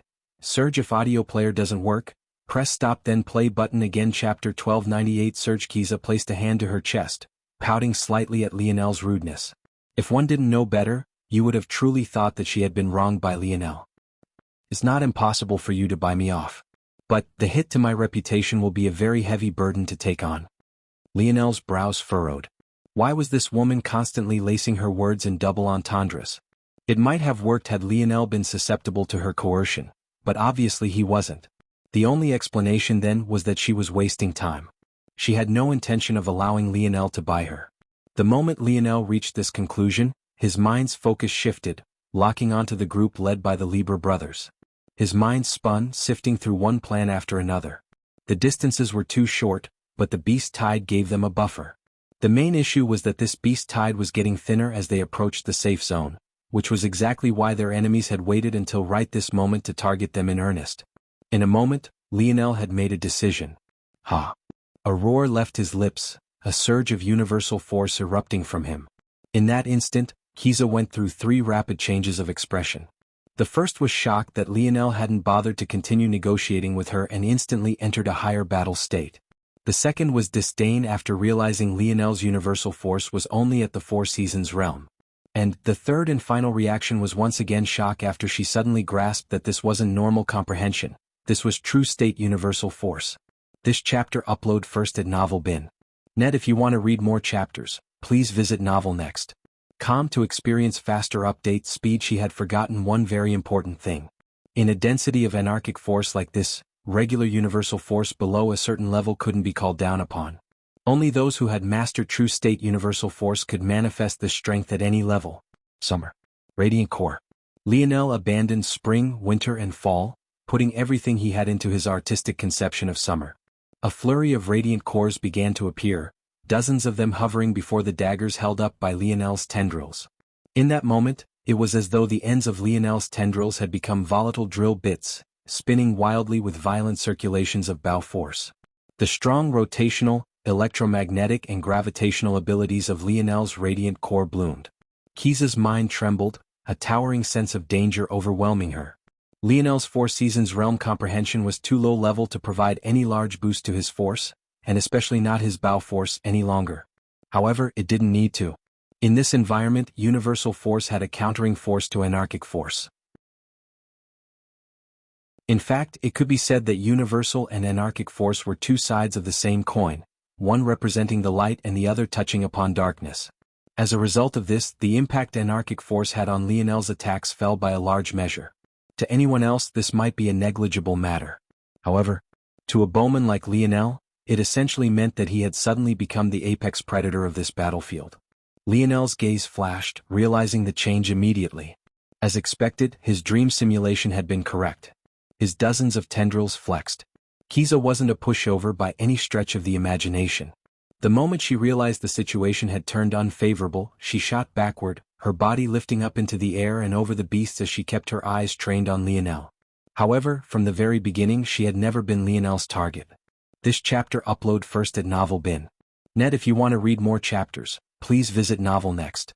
To experience faster update speed in a single smooth motion, Lionel's tendrils rocketed forward before rebounding in the opposite direction, spinning about themselves and sending out dozens of red gold, spinning drills of bow force rocketing toward the Lieber group. Kiza's expression changed. That was ridiculous. The distance between the two groups following Lionel and the others had been just over 100 meters initially, just within the abilities of their communication devices. The distance had been cut to about 60 to 70 meters as they made their way toward Little Black Star and the others, but sending an attack out from that distance should have been impossible in this environment. Under any other circumstances, Kiza would be correct. Her deductions were perfect, her mind was quick and her calculations were accurate. Unfortunately, her opponent was Lionel Morales. Juan and Droit blazed a path toward Lionel's group, feeling that they were on a time crunch. They had been able to lay back and relax most of this time because they had forced those around them to do the brunt of the work, and also, following behind Lionel had been like following a safe zone. The beasts behind their group had been much sparser and, though not to an exaggerated extent, most beasts tended to aim for Lionel as most of their comrades fell in that direction. This had allowed the brothers to maintain themselves at near peak condition, just enough for them to go all out now. In just a few more seconds they would make it. However, what neither of them could have expected was for the foggy skies to suddenly light up as though several red suns were boring down on them, each splicing through the air as though they had minds of their own and falling down from above with lethal intentions. The eyes of the brothers widened. Enemy attack. The assumption that both Juan and Droit made was that they had accidentally offended a powerful beast. One that could attack them from outside their range of sight had to be at least tier 7, if not higher. In fact, they even believed that this might have been the final hurdle they had to cross to be allowed into the safe zone. However, caught off guard and being attacked from a direction completely opposing to the destination they were facing, the results were devastating. Screams of horror and cacophonic booms resounded. Lionel's timing was all too perfect and the Liber group found themselves in shambles. The two brothers could only brandish their rope darts with dark expressions, turning to face the direction of their attackers.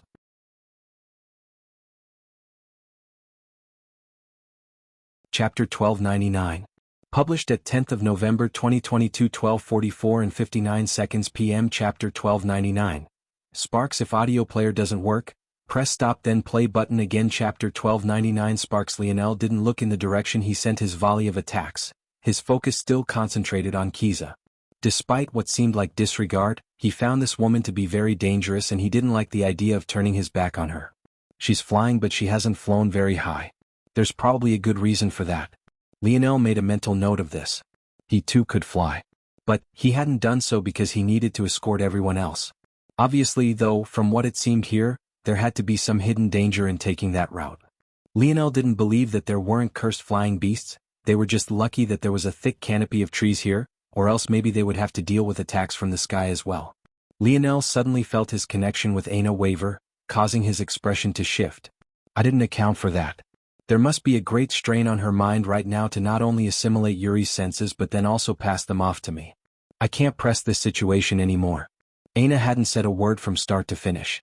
In fact, even now she still protected Lionel's back, swinging her axe and ensuring that no cursed beasts could attack from the back. Seeing such a scene, Lionel didn't hesitate any longer. Not sparing Kiza another glance, he turned and retreated, wrapping an arm around Aina's waist as his universal force flourished. Almost the instant he did, Aina weakly wobbled but his grip was firm. Kiza found herself caught off guard again before clicking her tongue. Asking me such intimate questions and then running off with another girl. How rude. This chapter upload first at Novel Bin. Net. If you want to read more chapters, please visit Novel Next.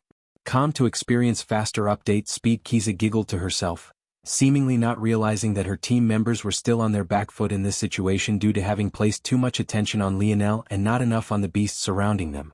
Lionel pretended as though he hadn't heard a thing, heavy droplets of molten gold becoming his footrests as he shot through the skies, relying on his artistic conception of spring. In a few massive leaps, Lionel landed beside the still rampaging Black Star. By this point the safe zone could be seen with the naked eye. A thin gold barrier surrounded yet another village. Cursed beasts rushed around it, not daring to step foot within. Lionel gave Aina another glance, but he chose to hold on to her in the end. Her brows were marred with sweat and breathing was heavy and labored. She had clearly pushed herself very hard. Since the safe zone wasn't far away, he didn't think it was right to leave her be like this. He could only ignore all the knowing stares and winks he was getting right this moment. Soon, the group had made a final push and crossed the safe zone barrier. Lionel looked back and met Yuri's gaze. The latter was silent and didn't have much of an expression right now at all. In fact, she seemed to be quite a muted version of her current self. I'm sorry. I was ignorant and made an inappropriate ask of you. Yuri took a while to realize that Lionel was actually speaking to her. But even after she did realize this, she didn't know how to respond. The result was her mouth hanging open for a moment, but not the slightest inkling of sound coming out. He apologized to her? In truth, Yuri had already guessed that Lionel had misspoken. But she had a lot of anger for him and couldn't stand to explain herself. Lionel understood where Yuri came from with a lot of the way she acted and he didn't blame her. If Aina's best friend didn't always have her back even when the world was against her, then who would? If even the far more reasonable Savon didn't like his actions very much, Lionel wasn't arrogant enough to still believe he was perfect. This chapter upload first at Novel Bin. Net. If you want to read more chapters, please visit Novel Next. To experience faster update speed. That said, the only reason Lionel hadn't tried to see things from Yuri's perspective earlier was because she hadn't explicitly told them that their minds were being targeted or that they were being followed, despite the fact she should have known. Unfortunately, what Lionel was unaware of was the fact that Yuri hadn't known. She had a habit ingrained into her by meal to always hold back her true strength. In reality, even the 100-meter estimate she had given Lionel was a lie. That was just a fraction of her true range even in this environment. It wasn't until she realized they were being targeted that she let loose a little bit. In addition, the reason why she used such a roundabout way to inform Lionel was also because of her habit of hiding herself. Not everything she did was from a malicious or petty view. It was just that Lionel didn't know about her past and why it had to be hidden. But that was also precisely why what Aina had done hurt so much more than anything else. Anyone else could be ignorant, but Aina knew all of those things. And still chose Lionel's side. It was like she had drawn a hard line in the sand. It was either Yuri accept that she would always have feelings for Lionel, or they wouldn't be sisters anymore. These were the emotions that Yuri was trying to process when Lionel so suddenly did something she hadn't expected. Unable to come up with a proper response, Yuri crossed her arms and looked away. "You're too nice for your own good. And somehow also not nice enough when you should be," Yuri mumbled beneath her breath. These words were only meant for her to hear, but she had clearly underestimated Lionel a bit too much. Even hearing this though, Lionel could only chuckle. Seeing that this matter was resolved, at least for now, Lionel began to look around. He needed to find a place to allow Aina to rest, and he also wasn't sure how long it would before this safe zone was no longer a safe zone, much like the previous village 0012. Before he could find an answer to this, though, another group charged in from a separate entrance. Beaten and bloodied, the Lieber brothers and what remained of their cohort collapsed. The Lieber brothers themselves seemed to be fairly unscathed, but their expressions were very much dark. By their sides, a smiling Kiza stood, unblemished and beaming like a small star. Sparks almost instantly flew through the air.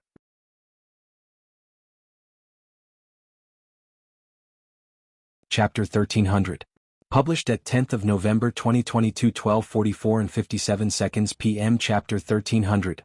Pass? Or not? If audio player doesn't work, press stop then play button again. Chapter 1300. Pass? Or not? Lionel met their gazes, his own narrowing. The sight of the Lieber brothers wasn't something that he was expecting. It was the first time he was seeing such odd humans. The natural blue hair of the Aderna family was already a great shock to him, but the white as clouds and dark as night skin of the twins was yet another culture shock for Lionel. The both of them seemed as though they had been painted into reality rather than being naturally occurring. Still, Lionel only lingered on this thought for a moment. What was more intriguing was the odd way force moved about the two of them. There was a clear push and pull effect between the two brothers, as though they were pulling in force together and separating it into parts in a game of tug-of-war. In the end, there would be a light pop and the rope would cleanly separate, leaving each brother with their own clean half of the force. It was a perfect sort of a balance. Droid's force was a bit lighter and brighter while Juan's force was a bit darker and heavier. Lionel looked away. He couldn't waste any more time on these people, there was a time crunch. He took a step forward, but Aina was a bit slow. Seeing that her legs felt weak, Lionel put away his spear and swept her legs into his arms as well, not really thinking twice about it. Juan and Droid frowned at this scene. If Aina was a normal beauty, they wouldn't have even thought twice about what they were seeing. What kind of beauty hadn't they experienced with their noble standing? Unfortunately, Aina wasn't very normal at all. These petty feelings only made the anger they felt toward their failed ambush worse. But, within the safe zones, the rules of the Void Palace were put back into place. It was already too late for them to do much of anything. Surprisingly though, Lionel didn't get the chance to explore very long before a flash of light appeared before them. Soon, it faded, revealing the figure of Asena within. This chapter upload first at Novel Bin. Net. If you want to read more chapters, please visit Novel Next. To experience faster update speed. The safe zone was quite small, only being about 30 or so meters in diameter. So, despite the fact Asena stood at the center, she was still viewable to them all through the gaps left between the storefronts that called the core of the village home. Congratulations on making it this far. You can now be considered nominal disciples of the Void Palace. Lionel's expression flickered, but then he settled down in understanding. They had been fighting without pause or rest for more than a day. If it wasn't for him and Little Black Star taking up the vanguard, and then him proceeding to take the brunt of the pressure away from everyone else, it was likely that no one would have passed from the three-pillar sector.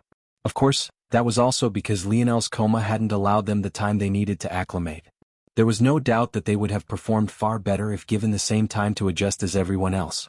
If Lionel had to be objective, probably about half of those here would have managed to pass. If they were able to all work together like they did under him and not allow their clashing origins and backgrounds to interfere, then at least 60 to 70% would have passed. The quality of their sector was definitely decent even if it didn't seem like it. That said, it was still lagging behind others. If not for Lionel's interference, 100% of both Kiza and the Libra brothers groups would have passed.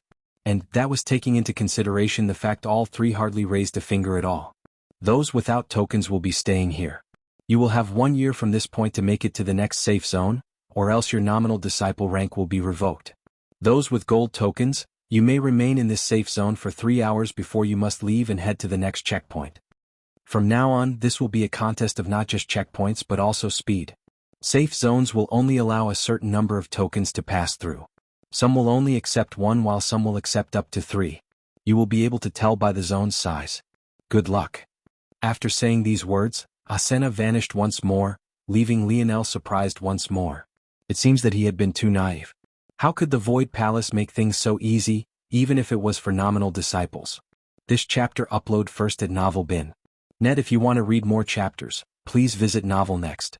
To experience faster update speed. From what it sounded like, making it up the mountain was a rite of passage for all students.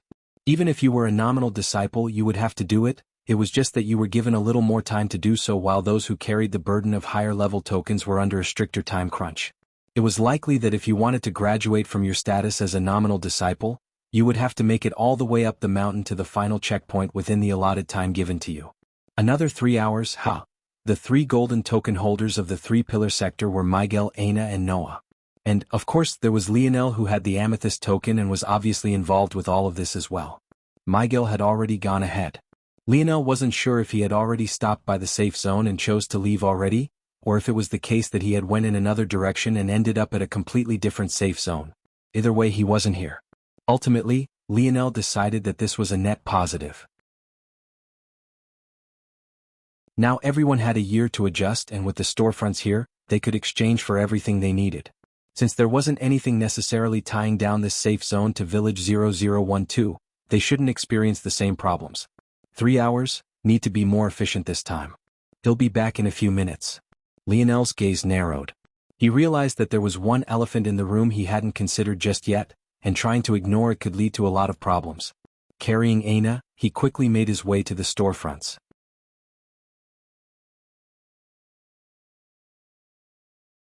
Chapter 1301.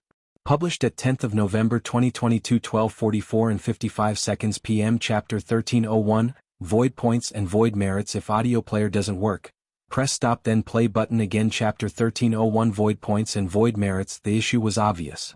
This space was simply too small, and by the last word she spoke, Asena had implicitly stated an even greater problem.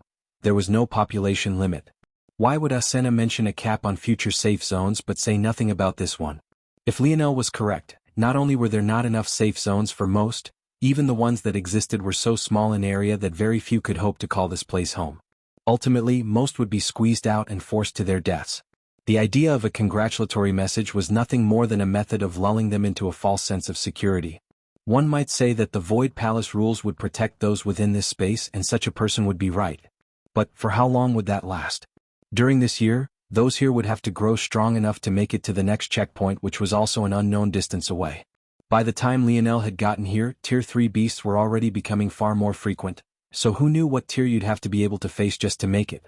Even if you gave up and wanted to idle for the rest of this year, realizing you were in over your head and felt that expulsion was the best path for you, you would still need to exchange for food and water, something you would need as frequently if not more so than a third-dimensional existence due to the constraint of fighting off anarchic force. To exchange for this, you would have no choice but to exit the safe zone, and then what? By then it would be a free-for-all. This chapter upload first at Novel Bin. Net, if you want to read more chapters, please visit Novel Next. Calm to experience faster update speed. The worst part was that even if by some miracle just the right number of people filled in this space and no one deemed it necessary to take the risk of targeting fellow disciples to survive, there were still a limited number of resources to go around. Take the spatial bristle bush. It could only be harvested once every several days before it could be taken from again. And that was just one example. Lionel was absolutely certain that the other resources worked the exact same way.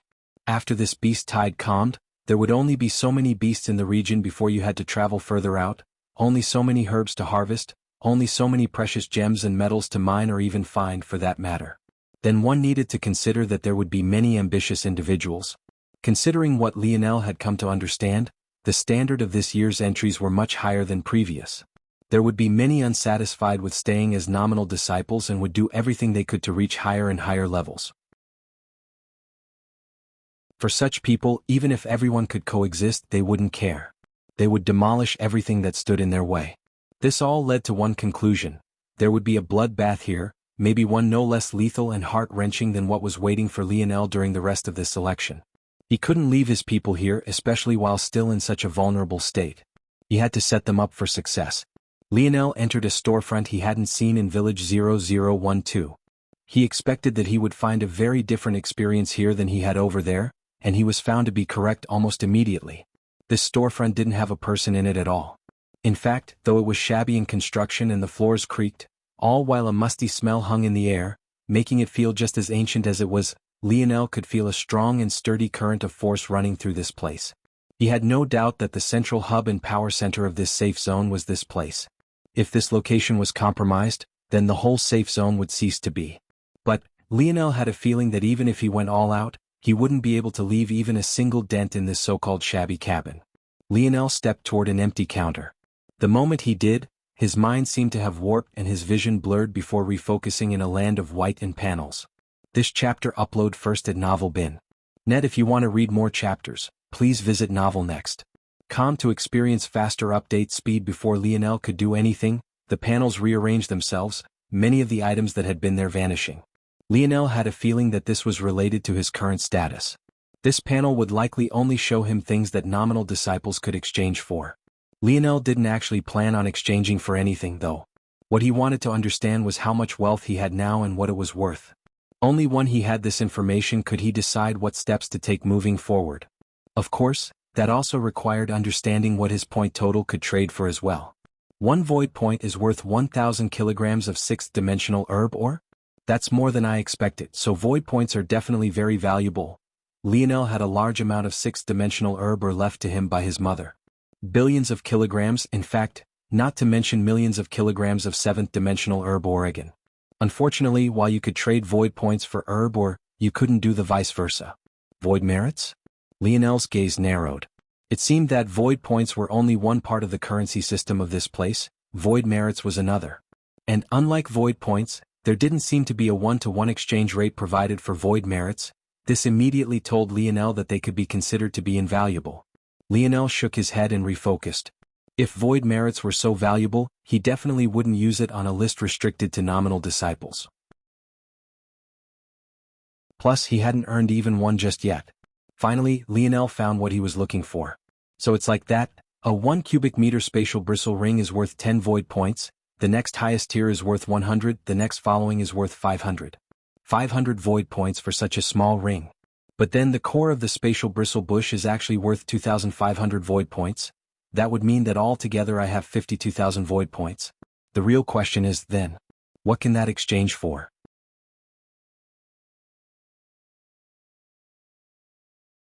Chapter 1302. Published at 10th of November 2022, 12:44 and 54 seconds p.m. Chapter 1302. Choice: if audio player doesn't work, press stop then play button again. Chapter 1302. Choice. Lionel's pupils flickered back and forth quickly, scanning through the long list of items within just a few minutes. The fact it had taken so long, though, was a testament to just how many times there were available for exchange. Under this kind of time crunch, it was impossible that most would be able to go through the entire list to find out what they might need. Once he was done, Lionel took a deep breath and closed his eyes, his mind quickly arranging the new information he now had access to. The amount of things was a bit overwhelming even for him. There were all sorts of items, from techniques to styles to weapons and armor. There were special herbs, odd concoctions. It was even possible to exchange time with instructors or seniors to learn new skills firsthand. Some of the most valuable things on the list were related to the God path and understanding it. There were also options to be transported to meditation halls. Though Lionel assumed that once your time was up, you'd be forcefully transported right back to this safe zone. Realizing just how much choice he had before him, Lionel first decided what was most important to deal with. The first and most important thing is to acclimate everyone to anarchic force as quickly as possible.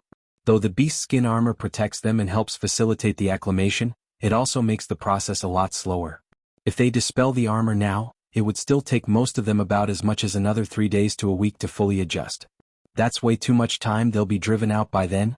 There are probably 2 solutions to this. One is to allow them to naturally adjust themselves. Rather than trying to speed up the process, it'll just buy them enough food and water so that they can survive the period without being in danger. The second option is to buy up these herbs and potions that can speed up the process and compress it into a short time. This chapter upload first at Novel Bin. Net. If you want to read more chapters, please visit Novel Next. Com. To experience faster update speed. The first wastes a lot of time and they'll end up being behind everyone else by several days.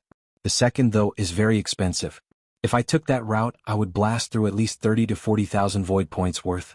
This wasn't very surprising to Lionel. A medicine that could speed up how fast one could acclimate to anarchic force was practically a miracle drug or vaccine.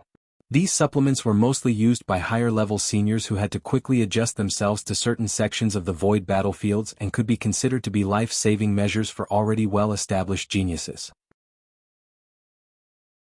In fact, it could be said that the 40,000 point price tag was actually quite cheap, and that was only because the anarchic force in this region compared to others was pitiful.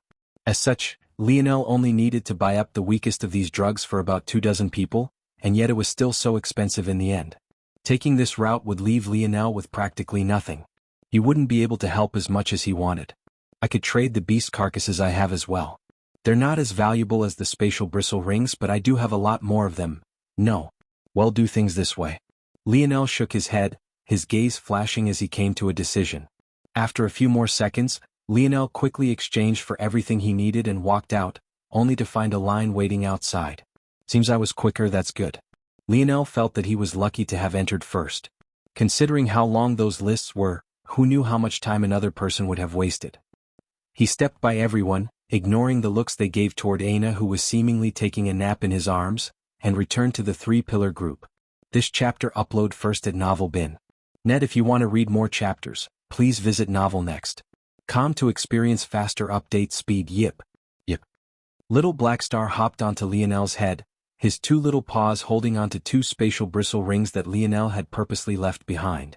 With a flick, one landed with Arnold and Elther while the other was given to Savon and Yuri. Lionel's gaze glowed for a moment, cutting off all noise from exiting their general area. Yuri, I hope you can help make sure that no one is eavesdropping on us. I have a few important things to say. Yuri looked toward the peaceful Aina before nodding lightly. This was all Lionel needed before he began. Thanks. Lionel turned his attention to everyone. I hope that even after I am gone, you all will stick together. I've given those 2 rings to people you all can trust. As much as I want to give one to each of you, if I had done that, I wouldn't have been able to trade for everything you all would need. When Lionel said this, there was a slight breath of relief released by those that remained. It had felt like Lionel was abandoning them all already, but now they could be a bit more reassured. At the same time, Lionel could protect those he trusted by leaving this power in their hands. That way, those that he didn't know a lot about couldn't take advantage of the situation. First things first, I've left enough safe food and water within those rings to last you all a week. During this week, I want you to slowly and naturally become accustomed to anarchic force on your own. This will not only save you from any lingering side effects in the future, but it will also equip you to better deal with higher concentrations in later regions. I have already bought enough homes for all of you as well. With a flick of his wrist, some vouchers that Lionel had purchased appeared.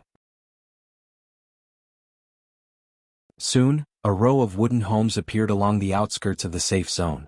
They seemed tight-knit and safe. For the next week, as long as they remained inside, no one would be able to touch them. The good news also was that these homes were very cheap, a fraction of the cost of even the lowest-tier spatial bristle ring. All of them together didn't even add up to half that cost either. It was clear the Void Palace didn't think very highly of these cabins. Now I'll explain what to do following this week.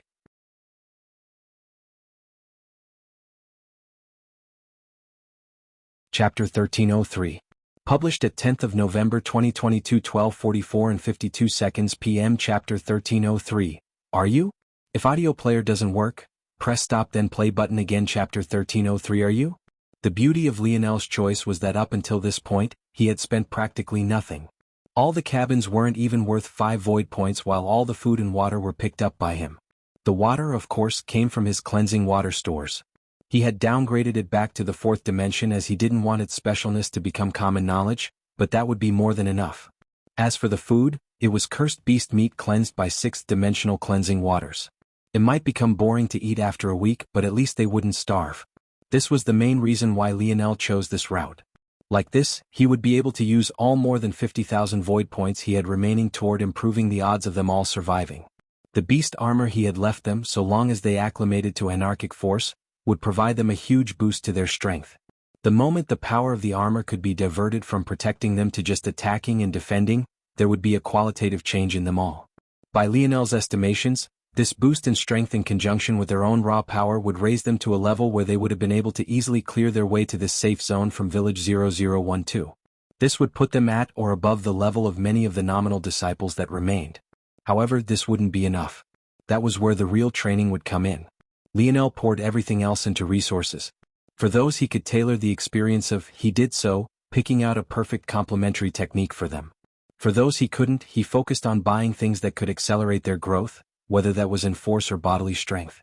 When Lionel was finished, everyone understood what they had to focus on for at least the next months. If they took advantage of this, not only would the gap between them and everyone else close, but they would even gain a leg up. They all gazed toward Lionel. They didn't know how much he had to sacrifice to allow them this chance, but they knew it couldn't have been cheap. How could they not feel grateful? Well, it's time for us to go. Lionel smiled lightly. I hope the next time I see you all, you'll not only still have your lives but you'll be much stronger as well. Lionel took his responsibility to these people very seriously. It wasn't just about his guilt or his morality. Everyone here represented his foundation. They were the backbone of what he was building and they were all he had. This chapter upload first at Novel Bin. Net. If you want to read more chapters, please visit Novel Next. To experience faster update speed years from now, he would have to face off against 6 of his distant cousins, each of whom were likely monsters in their own right, and each of whom had roots deeply entrenched into the Void Palace long ago. He was already several steps behind.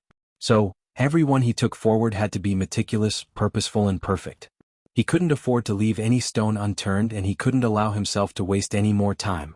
Noah. Lionel called out. Though there was a 3-hour limit, he wouldn't be wasting any of that time here. Asena had made it clear how much of a time crunch they were on. If he really spent 3 hours here, he would be an idiot. Lionel, I think. Lionel smiled. You want to go your own way too, right? Yes. Noah nodded seriously. If he kept following behind Lionel, he wouldn't never be able to improve like he wanted. Plus, he was a fox. Behind his stoic face and expressionless gaze, there was his own emperor's might lurking. Just like Lionel, whenever he got serious, an oppressive pressure would stifle the air, and that wasn't a coincidence by any stretch. He had royal blood flowing through his veins. Here. Little Blackstar tossed over a vial of grayish liquid after feeling Lionel's intent. This will help you adjust to anarchic force fully within a few hours. By then you'll be able to show your true strength. Keep in mind, though, that there will be side effects. So, Little Blackstar moved again, passing off another vial to Noah. After you adjust to anarchic force fully, drink this and it will get rid of the impurities for you. Noah held onto the 2 vials tightly, not sure of what to say for a long while. However, Lionel only grinned. This chapter upload first at Novel Bin. Net. If you want to read more chapters, please visit Novel Next.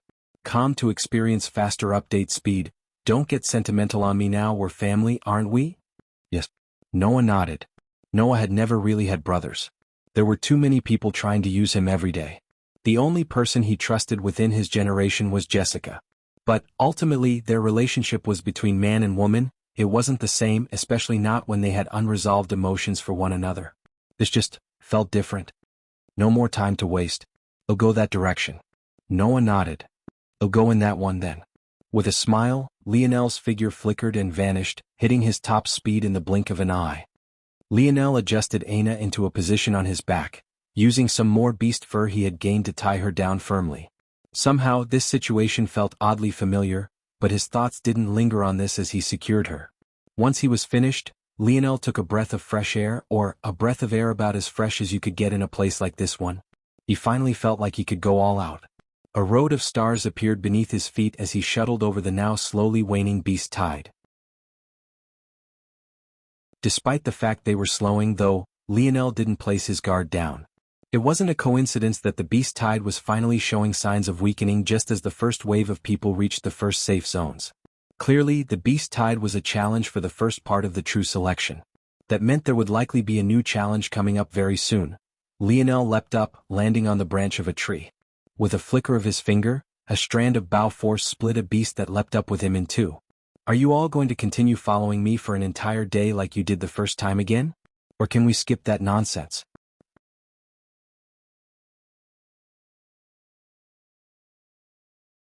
Chapter 1304. Published at 10th of November 2022 12:44 and 51 seconds p.m. Chapter 1304. Your method: if audio player doesn't work, press stop then play button again. Chapter 1304. Your method. After learning the usefulness of universal force in this region, Lionel was much more acutely aware of his surroundings. Just by infusing his universal force with his internal sight, his range had increased tenfold. If that was stacked with his king's might, his understanding of the region around him might not have been as bright and crisp as Yuri's, but it was most definitely functional. Simply put, his sensory abilities of just a few hours ago couldn't compare to his abilities now in the slightest. Seeing within 100-meter range was no problem at all, and if it wasn't for him minding the stamina drain, he could push further beyond that. Standing on the bouncing branch, one hand on the tree's trunk and the other holding his spear, Lionel looked down. In a few moments, Droit, Juan and Kiza caught up, appearing up in their own trees. Whether by coincidence or not, each of them blocked a path of retreat. It could be said that if they were coming for peace, they weren't doing a very good job. But Lionel wasn't so naive to hope for such a thing. Kiza raised a brow. Her gaze fell on Aina, whose cheek rested on Lionel's shoulder. It was clear that Aina wasn't wasting the slightest effort to pay attention to her surroundings. She left it all up to Lionel. Even her battle axe had been taken away by him and stored away without her even flinching in her sleep. Kiza couldn't help but playfully pout. Why can't one of you two carry me around like that? My legs are tired after walking so far. The two brothers looked toward Kiza. It was as though they were trying to check if she was serious or not first before they decided how they would react. Useless. Kiza shook her head, feeling greatly unsatisfied.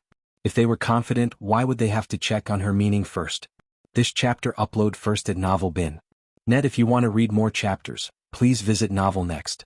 To experience faster update speed. The brothers, though, felt quite aggrieved. Kiza had been teasing them like this since they were children. One would think they would have seen through her by now, but the women of the Gamine family were innately difficult to deal with. Even together, the two didn't dare to underestimate her. Much like the two brothers were the first instance in a very long time of their family's lineage factor brought to perfection, so was Kiza with hers. So long as that woman was still smiling, things were fine. But, the moment that playfulness vanished, the Libra and Gamine family actually had a very close relationship with one another. If not for this, the twins would have never so easily asked for the support of someone else. Kiza had actually come from a completely different village but had still managed to locate the brothers. It was clear that they had every intention on relying upon one another for the coming trials. Are you done yet? Though Lionel said this, his eyes weren't actually focused on the three surrounding him at all. In fact, he was sweeping the surroundings trying to find out when the other foot was going to drop. It was very possible that there'd be a 3-hour buffer before the next wave of trials. Maybe that was the true reason for the time limit? In that case, he should probably focus on traveling as far up the mountain as he could during this grace period. There's no need to be so hostile, Kiza said with a smile. Shouldn't we all be working together? Coming from the same direction like this, it must be fate, don't you think? Lionel's instinct was to say that he had no interest in working with these people, but he paused for a moment, looking Kiza in the eye. He needed to widen his network, and becoming friends with a network of geniuses was a good start. The issue was that if Y-Star Order could so easily pick out the Gamine and Libra families like he had before, then that meant that these three were from very prominent families. The likelihood, then, that they had a relationship of some sort with the Morales was very high. This chapter upload first at Novel Bin. Net. If you want to read more chapters, please visit Novel Next. To experience faster update speed. This meant one of two things. Either they had already fallen in line with one of Lionel's competitors, or, if they hadn't, it was very likely that such families didn't get involved with the air wars at all. It had to be remembered that the only power Lionel knew of that had supported a Morales heir in the air wars was the small valiant Heart Mountain. For all he knew, then, other seventh-dimensional families didn't even raise a finger for unknown political reasons. She should know I'm a member of the Morales family though. After following me for so long, she definitely saw me use Tolliver. She had likely relayed this to the other two as well. So what exactly is going on here? They'll make this as straightforward for you as possible. If you dodge the question again, I will attack. If you try to dance around the topic, I will attack. If you try to play it off as a joke again, I will attack. I don't have the time to waste here. What do you want, exactly? Kiza blinked. Her instinct really was to flirt again, but the cold indifference in Lionel's gaze made her words freeze over as well. She could tell that if she really tried it, Lionel wouldn't hesitate to attack just like he said. Plus, that little mink on his head. She had almost missed it entirely, something that never happened with her level of senses. There's no need to waste any more time, Kiza. Doing things your way isn't working. Juan spoke evenly. Your method of clearing spatial bristle bushes, we want it. In addition, I know for a fact you have at least a few hundred spatial bristle rings. But you only gave away 2. The rest of them, we want them as well. If you make this easy, we can go in opposite directions from here on. If you don't, we'll not only continue to waste your time, but we'll make certain that after we leave, your forward progress won't be nearly as smooth. Juan hadn't even finished half his words yet when Lionel had already vanished, his spear appearing above Kiza's head. However, his blade went right through her. It was an illusion. The novel will be updated first on this website. Come back and continue reading tomorrow, everyone.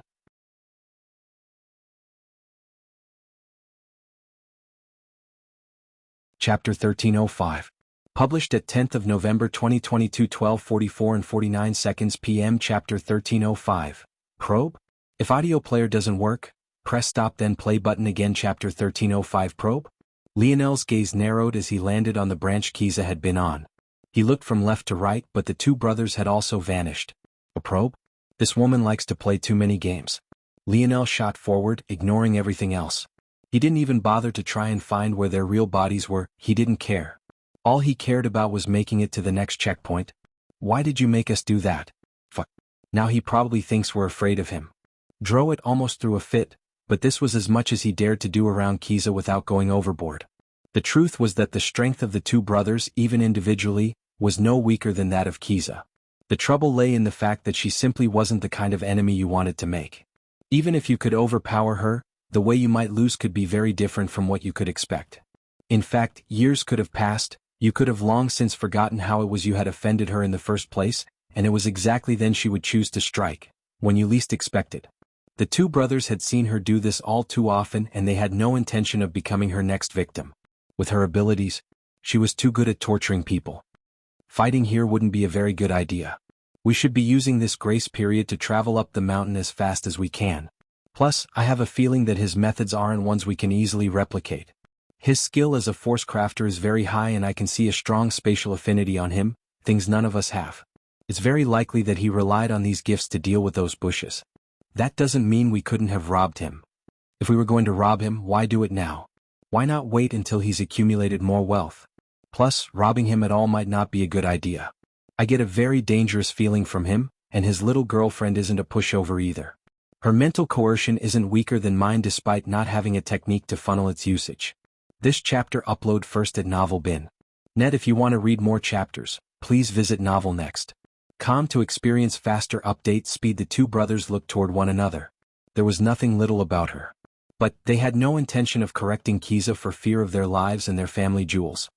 If there are so many roadblocks, we might as well just pick a different direction. Why are you so insistent? Because he's a Morales, of course. Despite saying this in her mind, for whatever reason, Kiza didn't say this aloud to the two boys. There wasn't really a point in keeping it a secret either, considering by the end of this true selection, there wouldn't be a single soul who was unaware, but she still wanted to keep it to herself at least for the moment. Mother is such a smart woman, but she was actually so infatuated with a playboy. Even father's death didn't fill her with as much emotion as the information that that man's son was coming. Of course, that's probably because father's death was because of her. Kiza giggled to herself, not seeming like a woman with such a complex family life at all. It was clear that she didn't respect her father in the slightest. His life and his death wasn't enough to move the needle for her one way or the other.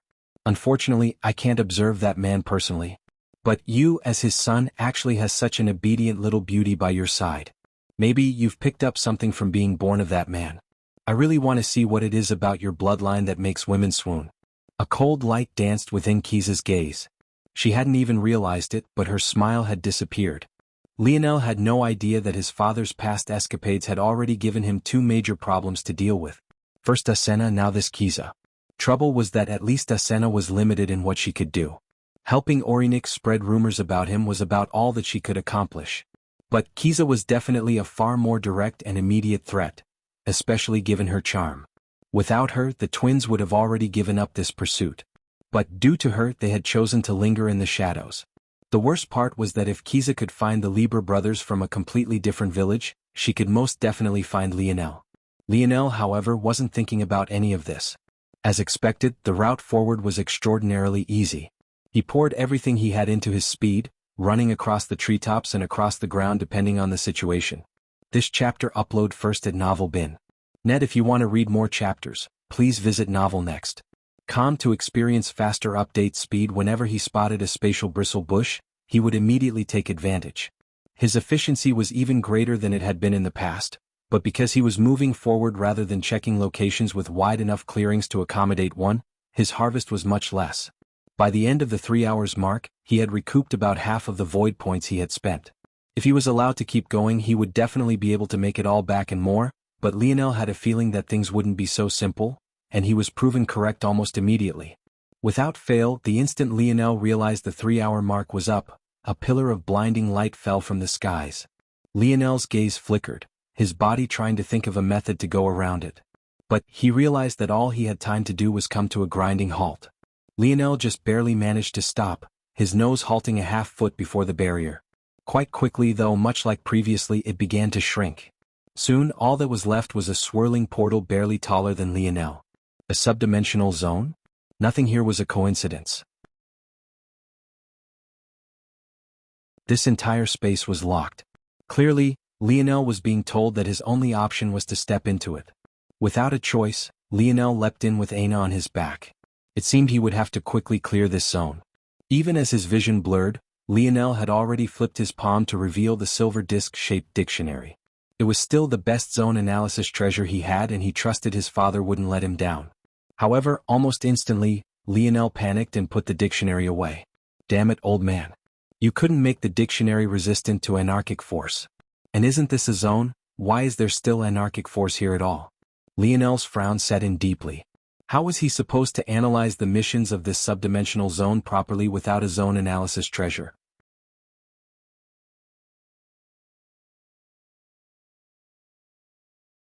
Chapter 1306. Published at 10th of November 2022, 12:44 and 48 seconds p.m. Chapter 1306. Nothing. If audio player doesn't work, press stop then play button again. Chapter 1306. Nothing. The moment Lionel landed, his brows furrowed in confusion. This was mostly because not a single thing seemed different. The grayish-black, coarse ground was the same. The thick black trees were the same. The dense fog and the gray skies were all the same. Lionel had expected to be transported into an all-new world, but it seemed that that wouldn't be the case? No, that's the wrong way of thinking about things. Every zone is technically just a projection of the history of the land it was born in. If this is the history of the Void Palace, it just means that this region hasn't changed at all in a very long time. Lionel felt that this made sense, but there was still something that just felt wrong. With how long the Void Palace had existed for, how could its subdimensional zones had not all been cleared already? And if they took the route of Valiant Heart Mountain and used special means to keep this zone open, then the time that had passed should have long since mutated this world beyond recognition. Or, at the very least, it shouldn't have been so identical. Lionel then thought of the possibility that the devices the Void Palace would have access to would be beyond that of Valiant Heart Mountain. Maybe it was the case, then, that their ability to maintain a zone within a normal range was superior. But Lionel didn't linger on this idea for too long, because the Valiant Pillars, in the first place, were a treasure gifted to Valiant Heart Mountain to begin with. It would be foolish for Lionel to draw conclusions about its quality just because of who now owned it. With a thought, Lionel's internal sight stretched outward. However, even in looking he couldn't find any oddities. The segmented cube can't hide the existence of people from a zone, so I've essentially entered with 6 people. I have a feeling that that could be a problem. The zone had made no attempt at limiting the number of individuals who had entered. Up until now, actually, the Void Palace had made no effort to stop teamwork either. But Lionel didn't believe that this would continue forever. Or, more accurately, there would probably come harsher and harsher penalties for choosing to take this approach. Staying still won't get me anywhere. This chapter upload first at Novel Bin. Net, if you want to read more chapters, please visit Novel Next. To experience faster update speed with this thought, Lionel shot forward once again, his mind scanning through everywhere he passed. But he had hardly taken a third step when he suddenly felt a cold shiver rip its way up his spine. Without the slightest hesitation, Lionel dove to the side, slamming the ground with a palm and flipping himself upward until he could land on his feet again. Yep. Lionel's pupils constricted. What looked like a silver needle with a length of 2 feet and a thinness of barely a centimeter impaled a tree, having just barely missed the side of Lionel's ear. Lionel slowed his breathing, his heart beating slow and steady. But the shockwaves in his mind continued to roll like waves. That attack, it had managed to pierce the tree? Even now, Lionel wasn't certain if he could leave even a scratch on one of these trees without bringing his quasi-life grade bow out. But even if he did, he had no certainty of accomplishing what this needle had. Of course, it had a certain advantage because of how thin it was, but it was also because of this that it was so shocking. Such a fragile piece of metal had actually managed to ram into something so hard without crumpling. Lionel's internal sight stretched out once again, but he found absolutely nothing. However, now that he knew that there was something there, he realized there were only 2 explanations instantaneously. The first was that this person had targeted him from outside the range of 100 meters. The second was that this person could hide from his internal sight. Regardless of what the answer was, though, he was still Lionel. Even as he was still dodging, Lionel had already calculated the direction the needle had come from. His free hand grabbed at the air, forming a radiant core and allowing a dreadful amount of bow force to rotate about it like a drill. This chapter upload first at Novel Bin. Net, if you want to read more chapters, please visit Novel Next. To experience faster update speed falling through the air, he spun, whipping his arm backward. Lionel had no way of telling exactly how far away this individual targeting him was. However, there was one thing about this environment that was in his favor: the trees. Even with the power of the needle, it had only managed to pierce into the tree by about 3 inches. And Lionel hadn't picked up the sound of it going through any trees before it. That meant that wherever this person was, they needed a clear line of sight between themselves and Lionel. In addition, because Lionel hadn't sensed the use of bow force, nor had the needle seemed to deviate, it was most likely that it had followed a perfectly straight path. Taking all of this into account and adding onto it some other small tidbits of sensory information, Lionel had made a decision. This person wasn't further than 100 meters away, they were just capable of hiding from his internal sight. 87% likelihood that they stand right there. Bang. Bang. 2 sounds? Lionel landed nimbly on the ground, sliding his feet quickly and ducking behind a tree trunk. If it had just landed on ground, there wouldn't have been 2 sounds. It was more likely than not that this individual had been forced to attack twice to dispel Lionel's attack. But if that was the case, it means they can't casually use the strength they had to impale the tree. Lionel's figure flickered, rocketing toward the direction of the noise. The closer he was, the more control of the situation he would have. At least he would be able to lay eyes on who he was fighting. Since this individual knew he could find them once, they'd be more cautious the next time. However, that was when something unexpected happened. Wise Star Order actually spoke unprompted. The young truly fear nothing.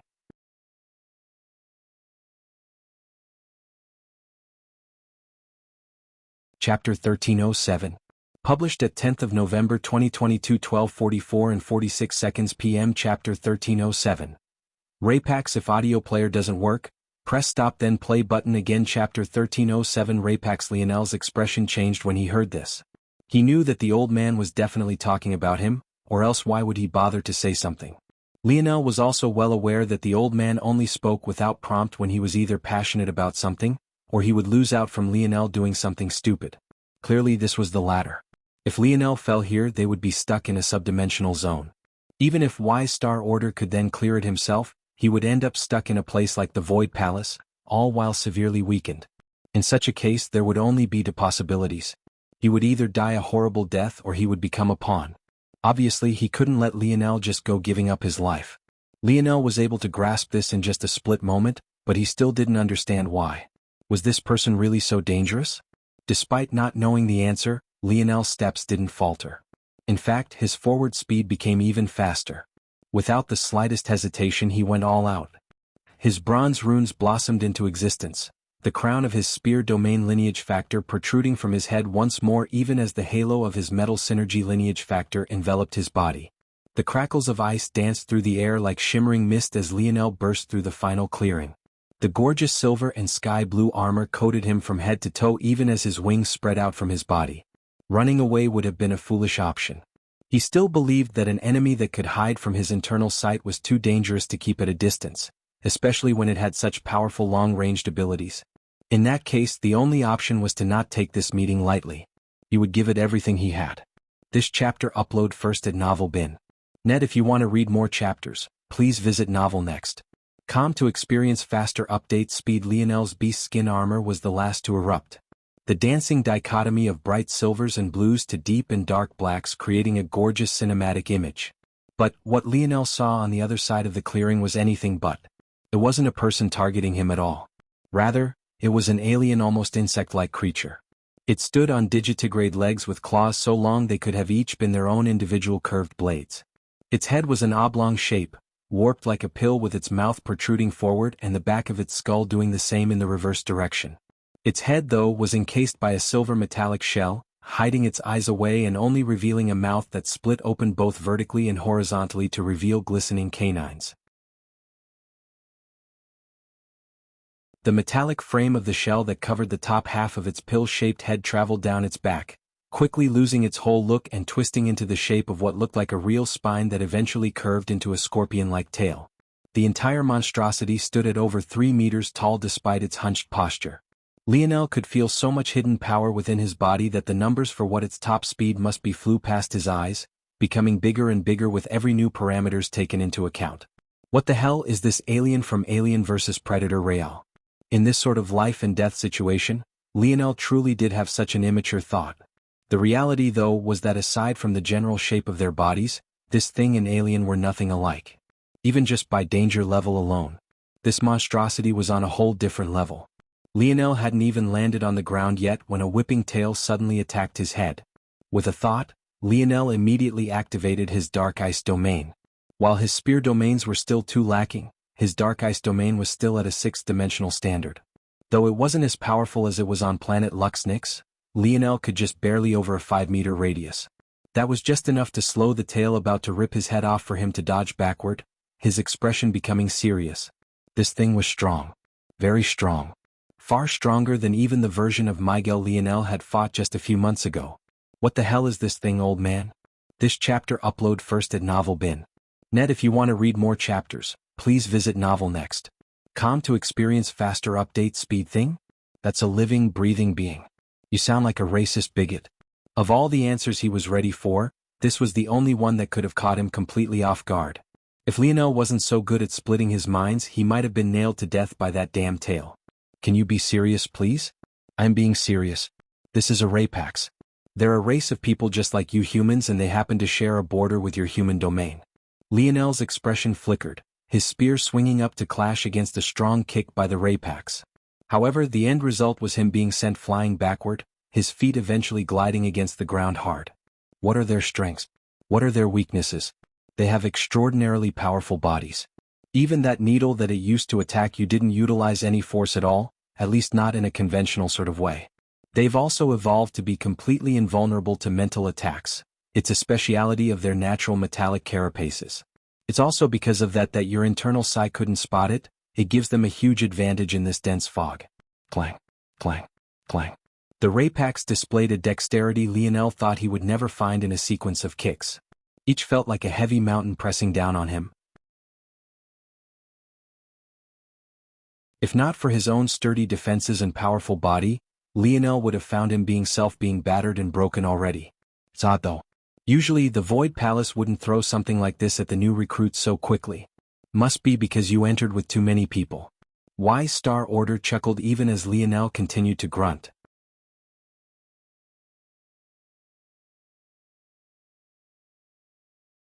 Chapter 1308. Published at 10th of November 2022 12:44 and 44 seconds p.m. Chapter 1308. Runeless if audio player doesn't work, press stop then play button again. Chapter 1308. Runeless Lionel immediately found himself to be at a great disadvantage. The Rapax was stronger, faster, and its defenses felt impenetrable. Its naturally formed armor was already stronger than and more resistant to blades than most weapons Lionel had come across to this point. But this was only a small part of the issue. In Lionel's battle with Miguel, he had purposely chosen not to use his ability index. He had wanted to have a fun and blood-boiling battle, and quite frankly he didn't believe he would have struggled very much at all if he used his calculative abilities to force the latter into a corner. However, because his internal sight was useless against the Rapax, it made Lionel feel that even if he wanted to use his ability index he couldn't. Whenever he tried to lock onto the Rapax, it was as though he had locked onto thin air. He couldn't read and calculate its movements, he couldn't sense its flow of force, he couldn't even tell what emotions it was feeling right now or if Rapax even experienced the same range of emotions humans did. Without the ability to do this, Lionel could only calculate his own movements.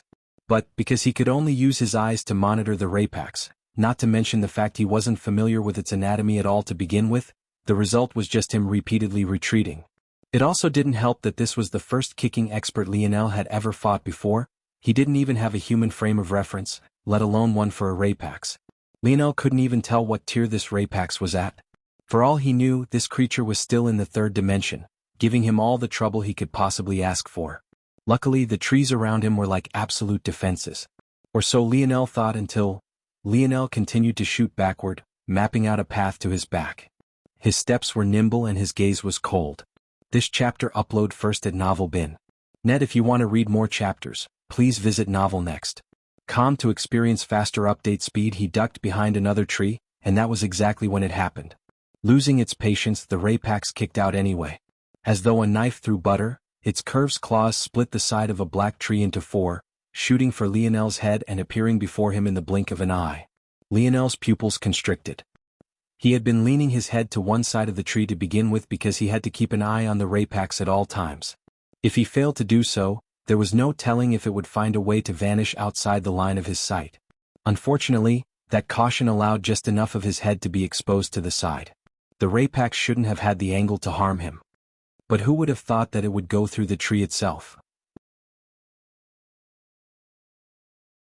Lionel released a low shout, his dark ice domain multiplying in strength as he fell back. The slow in the Rapax speed was just enough for him to slip out of the way. However, the Rapax was relentless. It quickly stamped its originally kicking foot onto the ground, using the momentum to spin and lift its other leg into the air. It was baffling that a creature that had just displayed such poor posture could actually raise its legs up in a perfect split, prepared to axe kick Lionel's body into a bloody pulp. Lionel's expression flickered. Aina was on his back and she would take a devastating blow even if he blocked this. But, with the speed and relentless pursuit of the Rapax, he wasn't even sure if there was another path to take. No, I can't let myself be pinned down, Lionel thought as he fell backward, his gaze locked onto the falling axe kick. The moment I do and this thing attacks with its tail again, it's over. This was Lionel's first encounter with a non-human race. Well, if he ignored the Oryx, beasts and Yuri. But, regardless, this was his first true battle with one. And the difference was almost despairing. This Rapax hadn't used any special techniques, it hadn't used its ability index or a lineage factor, it didn't even seem to be trying very hard. On top of that, Lionel was certain that as cruel as the Void Palace was, it wouldn't present an enemy that couldn't be defeated. Even if this enemy had appeared because Lionel had entered as a group of 6, that would mean that the Void Palace was saying that 6 human geniuses was only worth 1 Rapax. Tell me the truth, old man. What tier is this Rapax in?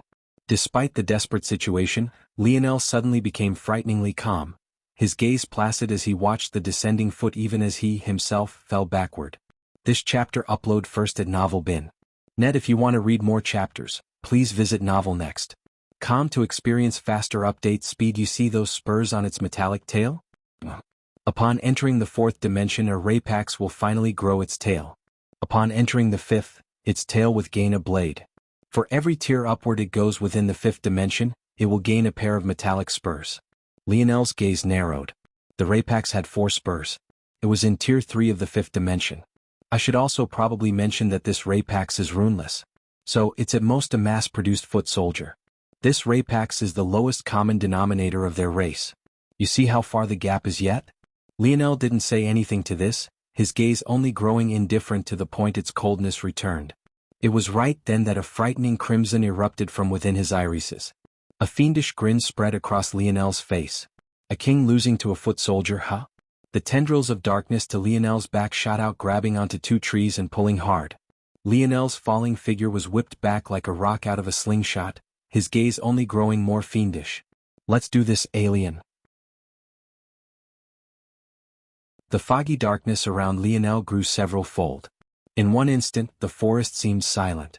In the next, an eruption of dark tendrils splintered off in all directions, connecting all the trees in the surroundings in a complex web of black strings. The novel will be updated first on this website. Come back and continue reading tomorrow, everyone.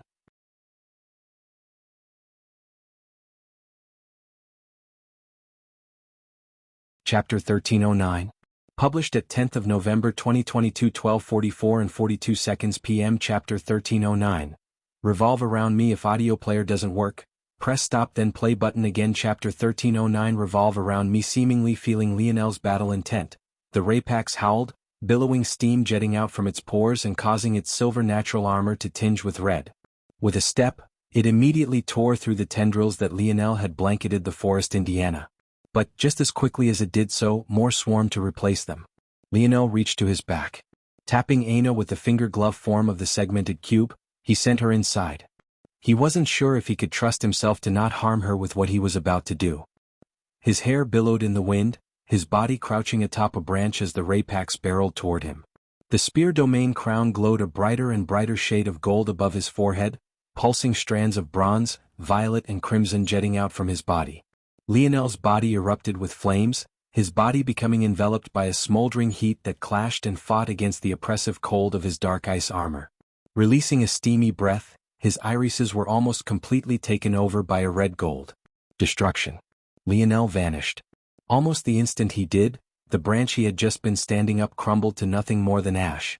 When he appeared again, his spear was nowhere to be seen, but his fist was not to be denied, flashing before the chest of the Rapax like a falling meteor. Scree. Clang. The Rapax tail lashed out, slapping Lionel's fist away with its blade. However, in a clash of metal on metal, they both rebounded against one another. The Rapax tail whipped backward to prepare for another strike even as it raised its leg to kick out at the retreating Lionel. However, it found its progress hindered by numerous tendrils of darkness.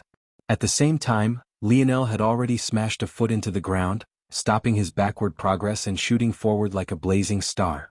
This chapter upload first at novel.bin.net. If you want to read more chapters, please visit novelnext.com to experience faster update speed. Bang.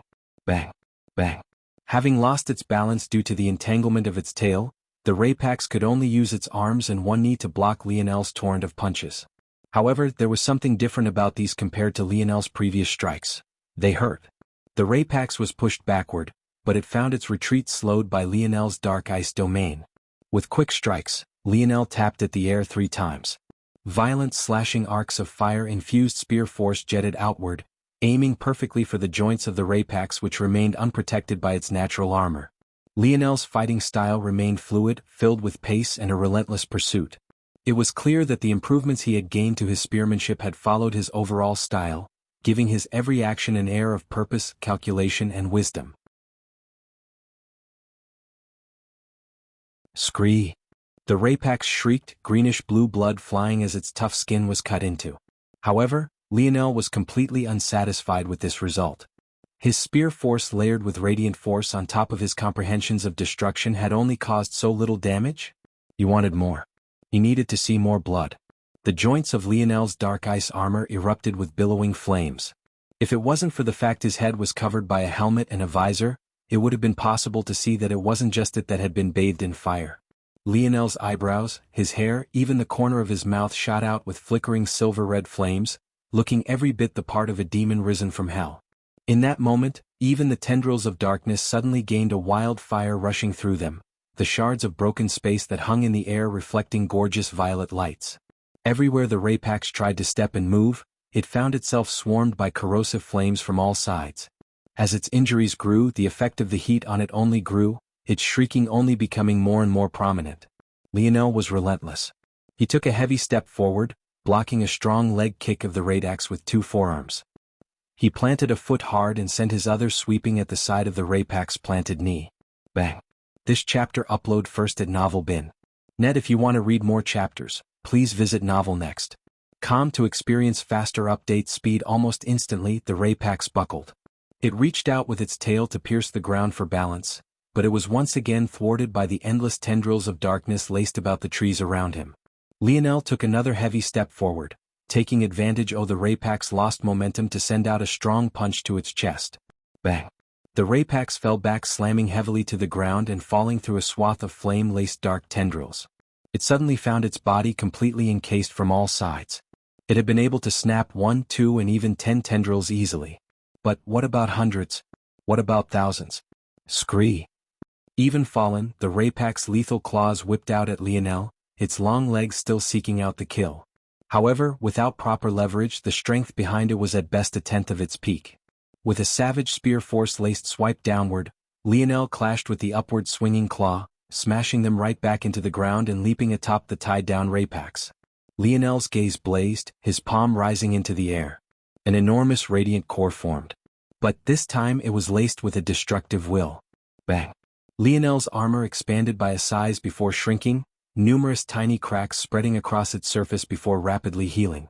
An implosion of universal force and a sudden change to his body fueled it all, a spontaneous rise in energy almost spinning out of his control. In that moment, Lionel only had one thought: that everything should revolve around him. His blade, his enemy's life and death, the world. Everything was in the palm of his hand. Let alone a mere foot soldier, even the king of Rapax wouldn't stop his momentum forward. He was a star. The feeling of the heavenly body realm's comprehension enveloped Lionel from all sides, fueling a spinning drill of spear force. Die. This. Boom. Lionel raised his head up to the skies, releasing a roar that traveled dozens of miles.